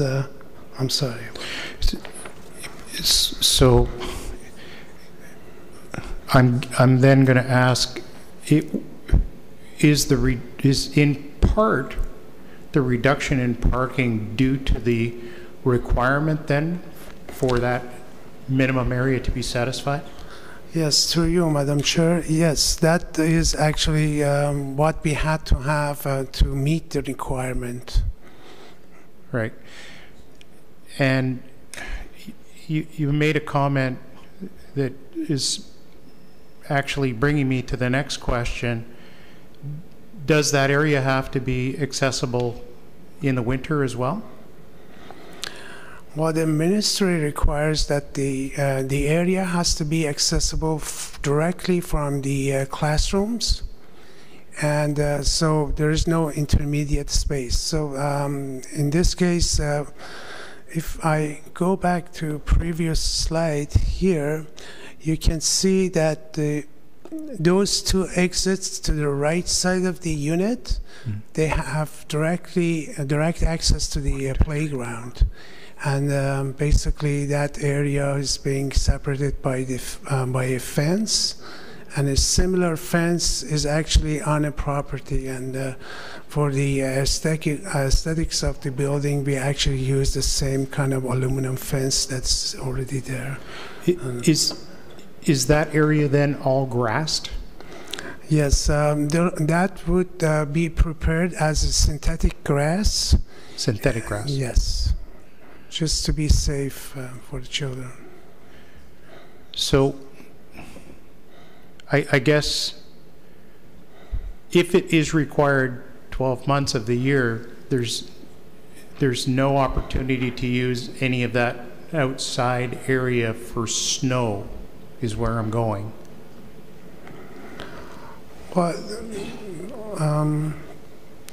that is true. I mean, I guess if the ministry determines that that area would function for, in the summer or the winter, and I guess that's what they have determined. And may I just remind you that children like to play with snow, and just remove all the snow, maybe that's not a, yeah. Well, you're backing yourself into a very dangerous corner there, because what happens when there's salt and sand and stone in the snow that's being dumped there, and the kids want to get in there and play with that. So I don't know that I would want to. I don't know that you'd want to, if it was ever used for an area to be used for snow removal. Well, I think that corner of the property, as you can see, to be on the side of the building, it was never used for being used for parking or snow storage. So it's just because the building would not allow access, and there is a curb that does not prevents any vehicle to dump or travel for snow, and there is a sidewalk next to it, and then there is a green space between the road and the sidewalk. So that typically that area of green space between the sidewalk and the road typically is being is used by the town for snow storage. Sure. Just one more, if I may, Madam Chair. Well, actually, no. We've got to. I don't know who to direct this to, Madam Chair, so you can direct it for me, and I'll try and keep my nose clean. Where are deliveries currently made for the commercial units? Is it in the proposed drop-off area? Well, as you would notice, I'm sorry, I just want to activate this. There is an open space here, and there are some commercial parkings right here.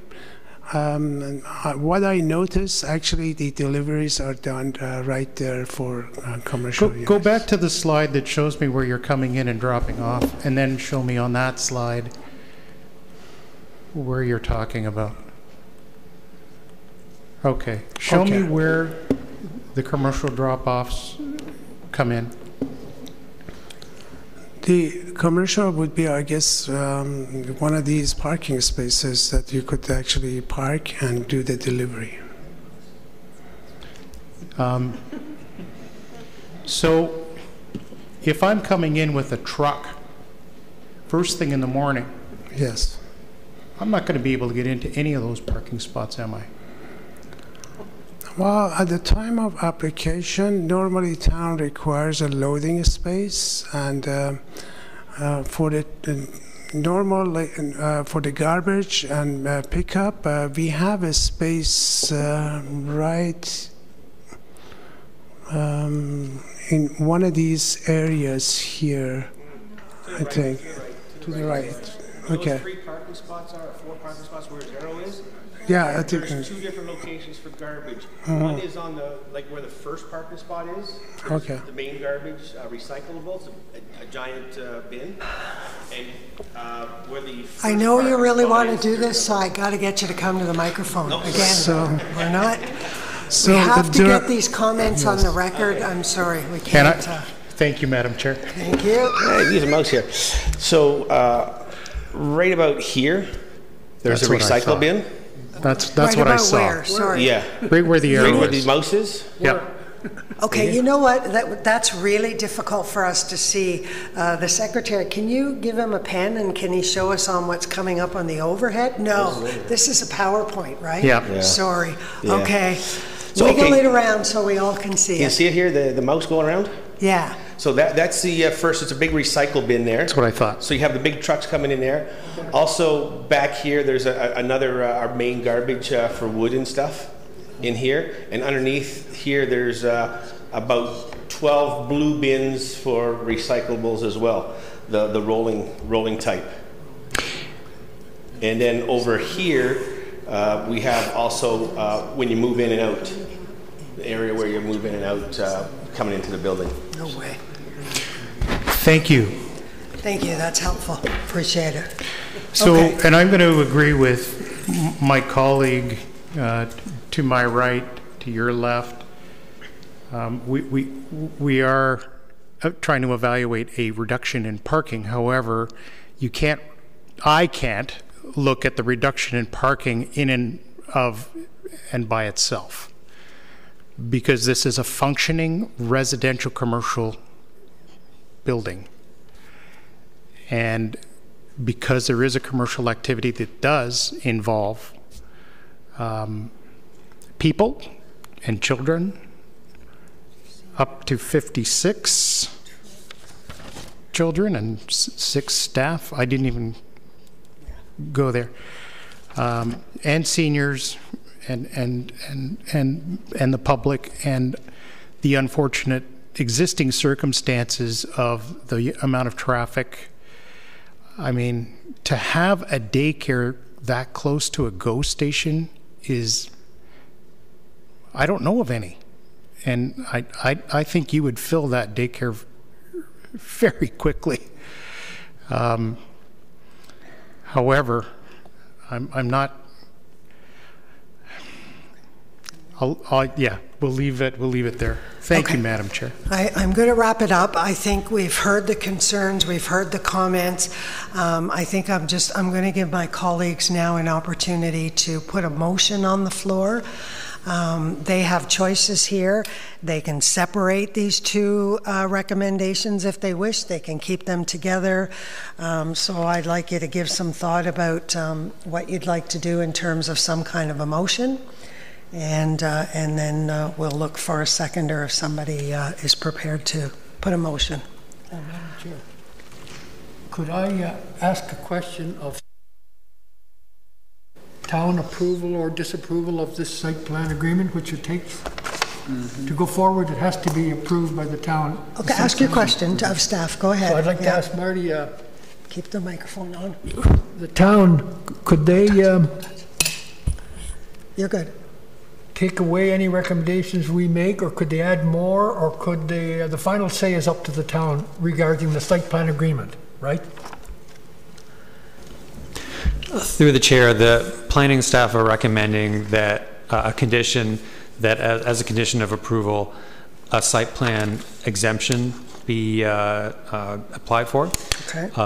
That wouldn't be an agreement, because typically for a full site plan, that's typically for if there's something new getting built or an addition or major changes. In this case, there is changes to the existing building site. So it was determined that a site plan exemption would be the appropriate process in terms of the site plan. So that is a recommended condition, and it's something that we require whenever there are changes to the site. Yeah, I think the question, Marty, and I'd like clarity on this as well. If, for example, these were approved here, and with a condition that they have to apply for an exemption from site plan approval, is there still could it be that the town says, no, you don't get that exemption? And if they said no, what would happen? I'd like to understand the next steps clearly. Sure, and it could be possible.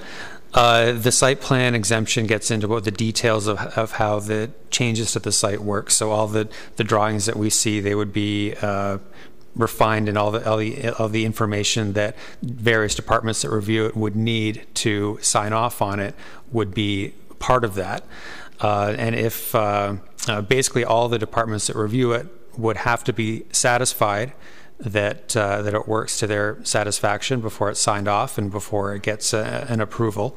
And if it never gets to that point, then because it's a condition of the approval of the variance, then the variance would not be approved. But on the other hand, if we said yes, the town could say yes, you get your exemption, and it's all a go. So it does take another step, but ours is the first step.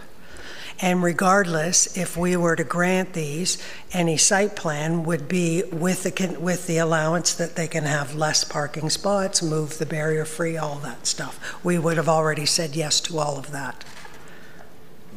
Madam Chair, that's correct. Okay. We would, with the review of the site plan exemption, it would be with the variance being approved and the number of parking spaces being approved. All right. That's helpful for me because I don't always know the process afterwards. You've raised your hand like 6 times. Well, wait, I got 2 of you. So you know what? Unless you've got something absolutely 100% new to tell me, I'm going to say no. All right. And the poor gentleman behind you, come quickly. Yeah. Ron McKinnon. She was trying. I've been living in the building since it was erected in 2003. All right. And every winter we lose the parking spots at that Wellington or Center and Industrial. See that indentation there where and the first 2 to 3 parking spots we lose on Center Street because of the volume of snow. We have to contain it. Okay, it's got to go somewhere. Yeah, I get that. And the other issue is there's 2 other industrial units that use those 3-4 parking spots under the roof that we're not really looking at. Okay. Okay. Thank you very much. All right, one quick point, sir. Yes, I just want to remark, barrier-free parking spaces, am I correct in assuming that they are wider than a normal parking space to allow wheelchair access and things like that? I'm going to say yes, but I'd ask staff. I think they know that act better than I do. Through the chair, yes, that's correct. Well, then, in reality, we're going to be losing 6 parking spots. If you look at the map, we're losing 1 handicap. I know that 2 of them are going to be moved to another area, but which means if the shaded area, we're losing 5 spots. But if you move 2 barrier-free ones over to the commercial area, those are just regular parking spots. So they're going to have to make them oversized, which means we're going to be losing 3 spots on the Center Street side instead of 2, which is going to be a total of 6 spots lost. I hear what you're saying. Yeah, okay? yeah, because they do take up more room. It'd probably be about a 3-to-2 ratio, I would think. You'd lose 3 regular to put 2 barrier-free. Thank you. Okay, thank you. That's helpful. Appreciate that. Okay, so I'm going to call the discussion over, and I'm going to ask for a motion.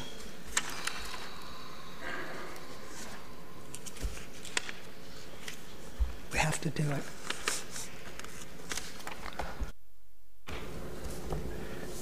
Okay, well, through the chair. Stop it. I'm going to put a motion forward, and I won't state a reason for it. I think we've gone around it enough, and I appreciate all the comments that have been made by both the applicant and the building owners. I'm going to move that minor variance MV 2018-10A and 10B be denied. All right, we have a motion on the floor. Do I have a seconder for that motion? I'll second it. Thank you. And then I will call the vote if there's no further comments. All in favor of denial? That carries unanimously. Thank you, everyone, for your participation.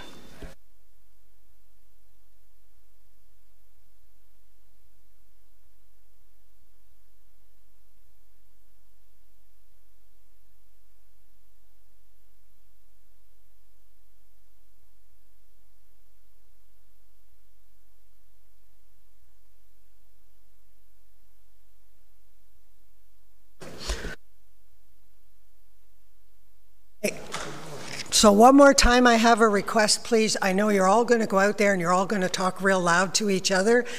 That can't happen either because we're not allowed to close the door in a public meeting. So if you could please step outside or keep your voices down, I would very much appreciate that. Thank you.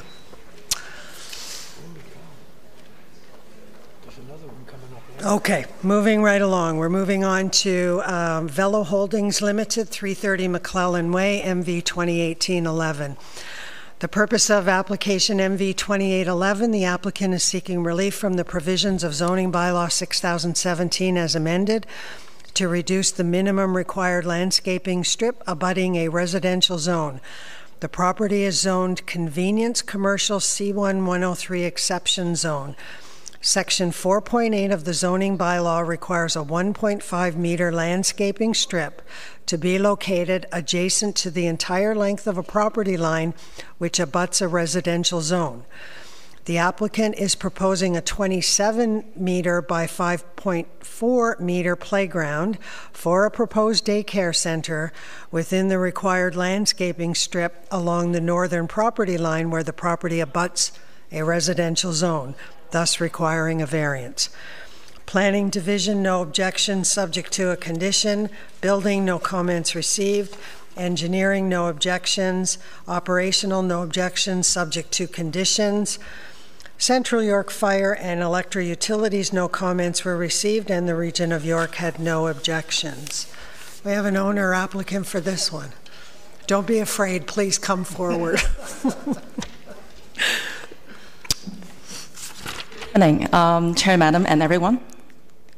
My name is Winnie Yu. I'm representing the Big Eyes Education, Inc., which is proposing a daycare center in Unit 7 to 10 of 330 McClellan Way. Under the Day Nursery Act, a designated playground measured 27 by 5.4 meter is required for 90 children. See site plan for exact location.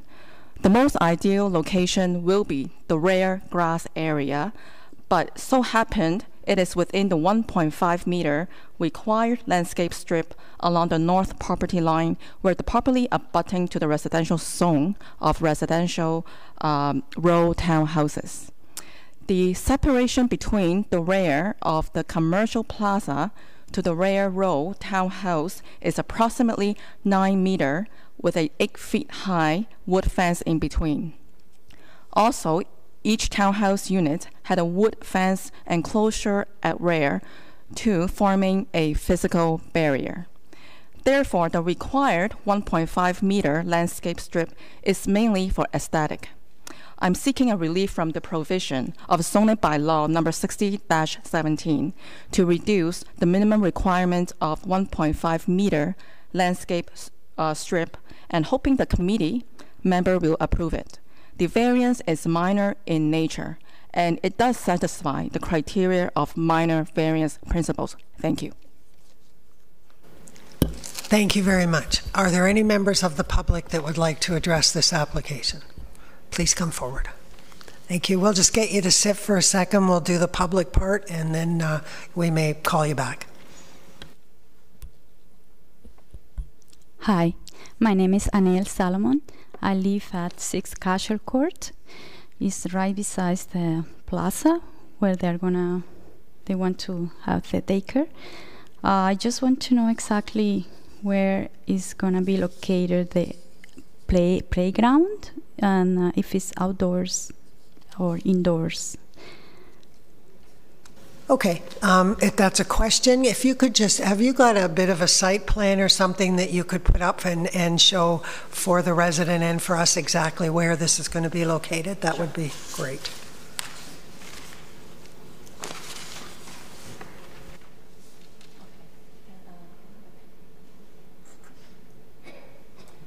Okay, so this is the McLean, like that's the plaza on here. That's McClendon Way, and this is where you turn in to the plaza. Can we maybe just turn it, just so it's easier, the orientation, okay. So north is going that way. Yeah, that's right. Thank you. Okay, so we are proposing from Unit 7, 7, 8, 9, and 10. So this is the block. We are proposing the daycare.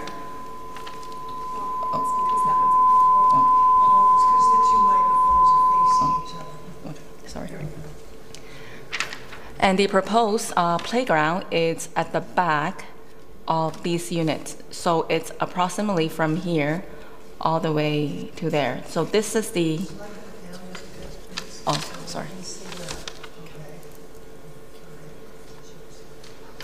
So mainly this is the proposed area, just at the back of the units. Did you want to use this one that shows? Yes, that is a better drawing, if it's clear to you. Ooh, okay. Perfect, thank you.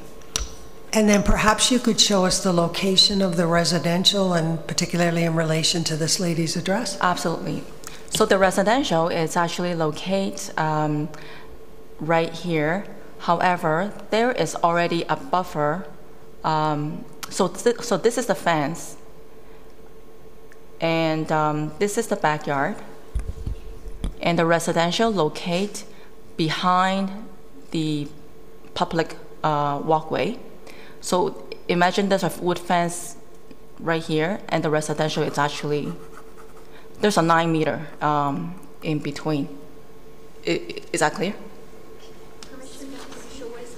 Sorry, you can't do that. We just went through all this. Okay. So for the lady who asked the question, does this answer your question? Oh. Yeah, like it's. Okay. And if you need a more detailed map or something, staff can provide that to you. Certainly, that's what they're there for. Does that answer your question now in terms of location?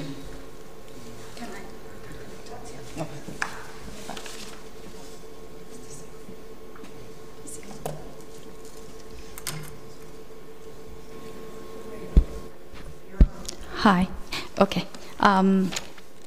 Yeah, it looks like it's not right beside my street because we were concerned about the noise level because we had in the past some issues with the same plaza. There is a bar, and in the nights people, it's mostly summertime, they come out and have their talks, and it's quite noisy. So we just wanted to confirm that. It's not on our side. It's not because our fence is exactly divided with the plaza, so it can be very noisy if it's affecting us right there. Okay, Yes. Thank you. Thank you. Yeah. Any other members of the public that wanted to speak to this one? Okay. Alrighty. Then I will look to the. Oh, then please come forward. Name and address. I don't know if I qualify as public because I'm one of the owners of the plaza. But no, that's fine. Am I Please able just to give speak? your name and address. Elisa Carababas. I live at 7 Mark Santee Boulevard in Maple. And just again, we've been speaking a lot about daycares today. And for the lady, this is on the opposite side of the plaza. Cashier Court is on the east side. This is on the west end of the plaza towards the back. That entire area, there's a walkway behind all of the commercial units. And it is either grass or trees that goes all the way to the back to the property line. And we really wanted to find a location along this property that would be safe for the children to play. And the rear is that area. We've seen other problems where we were just talking about where there would be vehicle traffic that would be potentially dangerous for the children. So we did not even want to consider having them in the parking area. We didn't want to consider taking away any parking spots either. It's an ideal spot in the back there. The playground can be there we have the zoning for a daycare. It would just be longer and more narrow, which is not really good for children playing. So this is just making it wider and a little shorter. So in principle, it's just something very small, which will make better use of the grass space in behind. Appreciate the clarity. Thank you. Thank you. Okay. Anyone else that would like to address us? All right. So then I will go to the committee. I'll start at this end this time. Through you, Madam Chair, just a few questions. So I heard the applicant make reference to the current wooden fence that separates this property, not the daycare, but this property from the townhouses in behind. And so that's the buffer or the barrier between the two properties. You also referred to a secondary fence, which I was there, so I saw that behind each of the town units. There's a little fenced off area.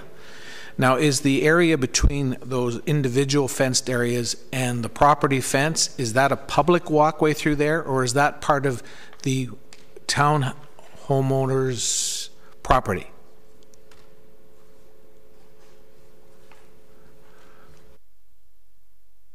I think that is a public way. Like it's not for the townhouse, because the townhouse has enclosed fence for each individual.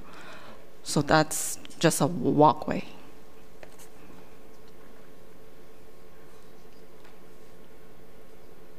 Okay, let me go without the mic here. Perhaps we could just, through you, Madam Chair, ask the town staff to verify that that is in fact a public thoroughfare through there. So in other words, I could go in there and I could walk basically between that wooden fence and the property owner's little wooden fenced off area. Through the chair, in my visit to the site, I didn't go back into that area between the two fences. Just looking at our system and looking at the site, it is not a public thoroughfare. It's part of the condo lands. It's part of that, but each individual backyard of each townhouse does have that buffer between their back fence and the common fence between the two properties. It's kind of an area between the individual rear yards and the property line that belongs to the condo. That's my understanding of it. Thanks, Marty. Just one other question. And it relates to this map. So when I look at this map, where the playground's going to be, it actually goes beyond where the daycare is and goes behind two of the other units. Now, is that going to in some way have an impact on those units? Because I know there are rear access doors. So is there some way that there's going to now be a barrier between those units and the playground? I think there'd have to be to separate those units from the playground area. Hi. So yes, there is. I can show you on the. If this unit walks out, there's a paved walkway and also some grass area. So this is actually like a common space. This is the fence of the playground, and that's the gate. So there's an existing walkway and some grass area before you get into the playground. Thank you.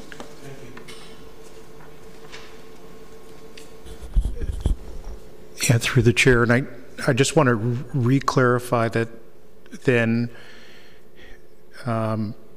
it is a board fence. It says, is that existing 2.4 meter board fence at the very north end? So that's a more of a privacy fence than anything. Am I correct? Yeah. Okay.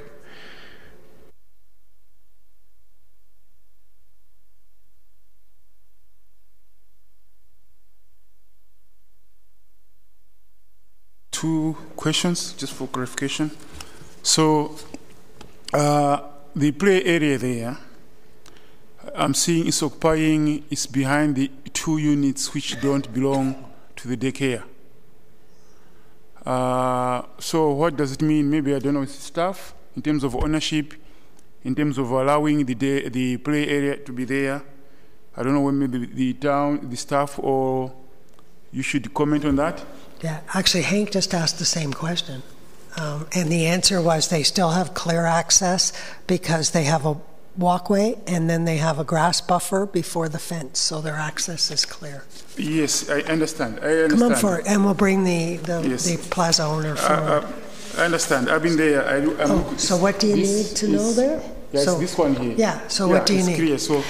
Yeah, just to be clear, when the tenants are renting their unit from us, which is the area demised within the demising walls on the front of the plaza and the back of the plaza walls. That's their unit, and around it, all the landscaped areas, including the back, is common. Nothing is dedicated to any specific unit. Again, the back walkway it's used for allow people to go take any garbage to the garbage room, which is to the west end. There is that extra 1.5 meter setback, so it's not like the fence and the playground's going to be right up against that walkway. There will be a setback, but in practice, nobody's ever out there. Okay, so here I'm looking at ownership and the responsibility. Sorry, can you repeat that, I'm looking please? at ownership. Yes. Ownership and responsibility. Right. Who owns that area, that strip? We do. Me and my brothers who own the plaza, we own it. Okay, so you own it? Yes. Okay, and so you are giving them the daycare to use that? Yes. Yeah, okay. So that's why it was not clear at the beginning. Yes. That's what I wanted it to be clear, because it's behind, okay, I understand yes. that. Yes. Yeah, okay. One other thing is I'm seeing there's one figure showing a catch basin. There's a catch basin on the rear road there. Catch basin. It's on the outside. A bit easter, yeah. East. Yeah. And are you planning to grading this area where you have the play area, or do you leave it as such? What are you going to do? We'll leave it as is. You're going to leave it as this? Yep, as is. Okay. No changing grade. Okay. Thank you. Thank you. Okay, thank you very much. I'll look to the committee for a motion, please. Anybody down on this end want to take it? David? Want to do a motion? Okay, I can do the motion. Sure. Yeah. Through the chair, I move that this variance application be approved, subject to the two conditions in the staff's report. Perfect. Do I have a seconder for that? Tom? Yep, thank you. All in favor? That carries.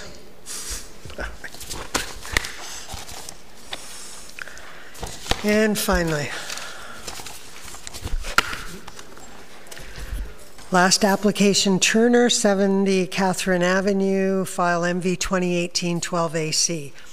The applicant is seeking relief from the provisions of zoning bylaw 6017 as amended to permit the construction of a 32.5 square meter rear yard deck with a pergola. The property is zoned special mixed density R7. Section 4.2 of the zoning bylaw permits a maximum exterior side yard setback for a deck of 3 meters. The applicant is proposing to construct a deck which has a 1.65 meter exterior side yard setback, thus requiring a variance of 1.85 meters.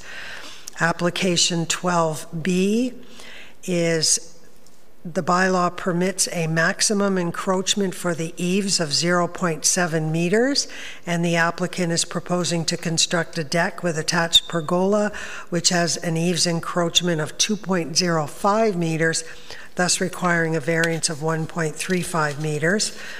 And application 12C, section 4.2 of the zoning bylaw permits a maximum encroachment for steps of 2.0 meters into any yard. The applicant is proposing to construct a deck with steps encroaching 4.35 meters into the required exterior side yard, thus requiring a variance of 2.35 meters. Planning had no objections, building sent no comments, engineering no objections. No comments were received from Operational Services, Central York Fire, or Electra, and no objections from York Region. And there are no conditions recommended. Applicant or agent? All right. Husband of owner.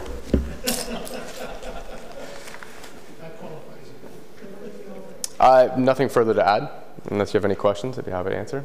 I don't think it'll be as entertaining as the past ones, but... That's great, and I see no members of the public in the audience, so I assume nobody wants to speak to this one. So the committee, comments or questions?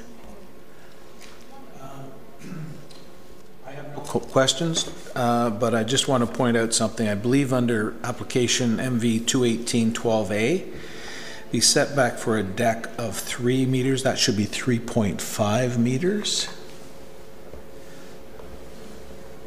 Sorry, Hank, where are you? 12A. 12A.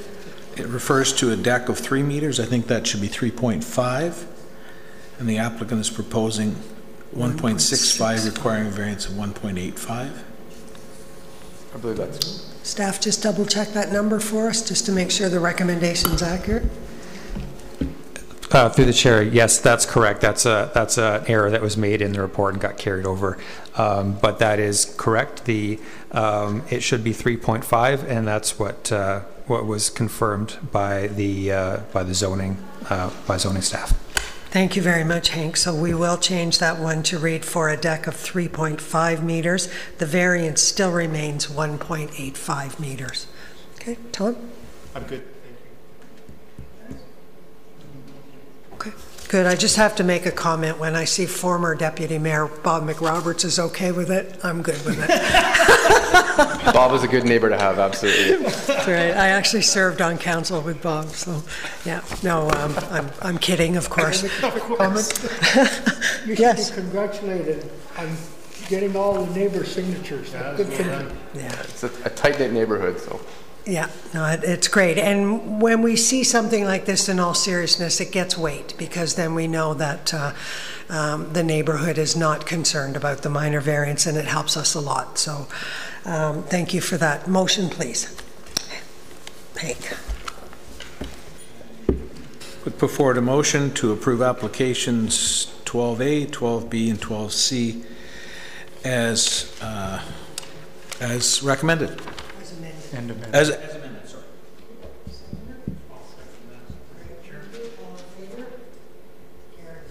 Okay. Thank you very much. Bet you wish you'd gone first, eh? Miss all that fun? Thank you. Thank you very much for everything. Next item on our agenda is any new business general information. Anything from the committee members? No, looking good. Anything from staff for us? Any replacement, Marty? Can you speak to the status of the recruitment of a permanent secretary treasurer? Not that we don't like you, Marty. We do. Like you. Yeah. We're just worried. We like your assistant too. Through the chair, yes, I can give some general information. I don't know all the specifics, but the position was posted and there were some interviews. Unfortunately, a successful applicant was not found, so the job was posted again. I don't know anything more beyond that about if they're doing interviews or if or when they might be doing interviews. But in the meantime, I am getting quite a bit of help from Caitlin. She's doing a lot of the work for me, so that's really a big help. So I appreciate that, and we'll keep going for the time being. Perfect. Thank you for the update. Go ahead. Maybe just to ask to confirm. I noted that you started sending the reports electronically.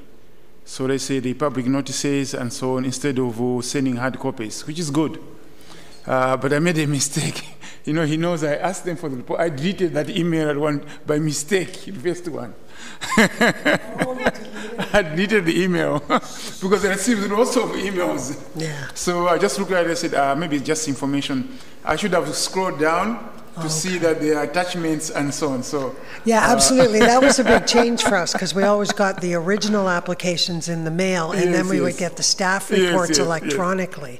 So we weren't really expecting the original applications electronically, but for those of us that can, especially if we can print them at our place of employment or something, that works just as well. So it's a good move forward. Yeah, and you still provide the hard copies to Hank and Roy, right? Perfect. So. Good. Motion for adjournment, please. So moved. Thank you, and seconded. We're adjourned.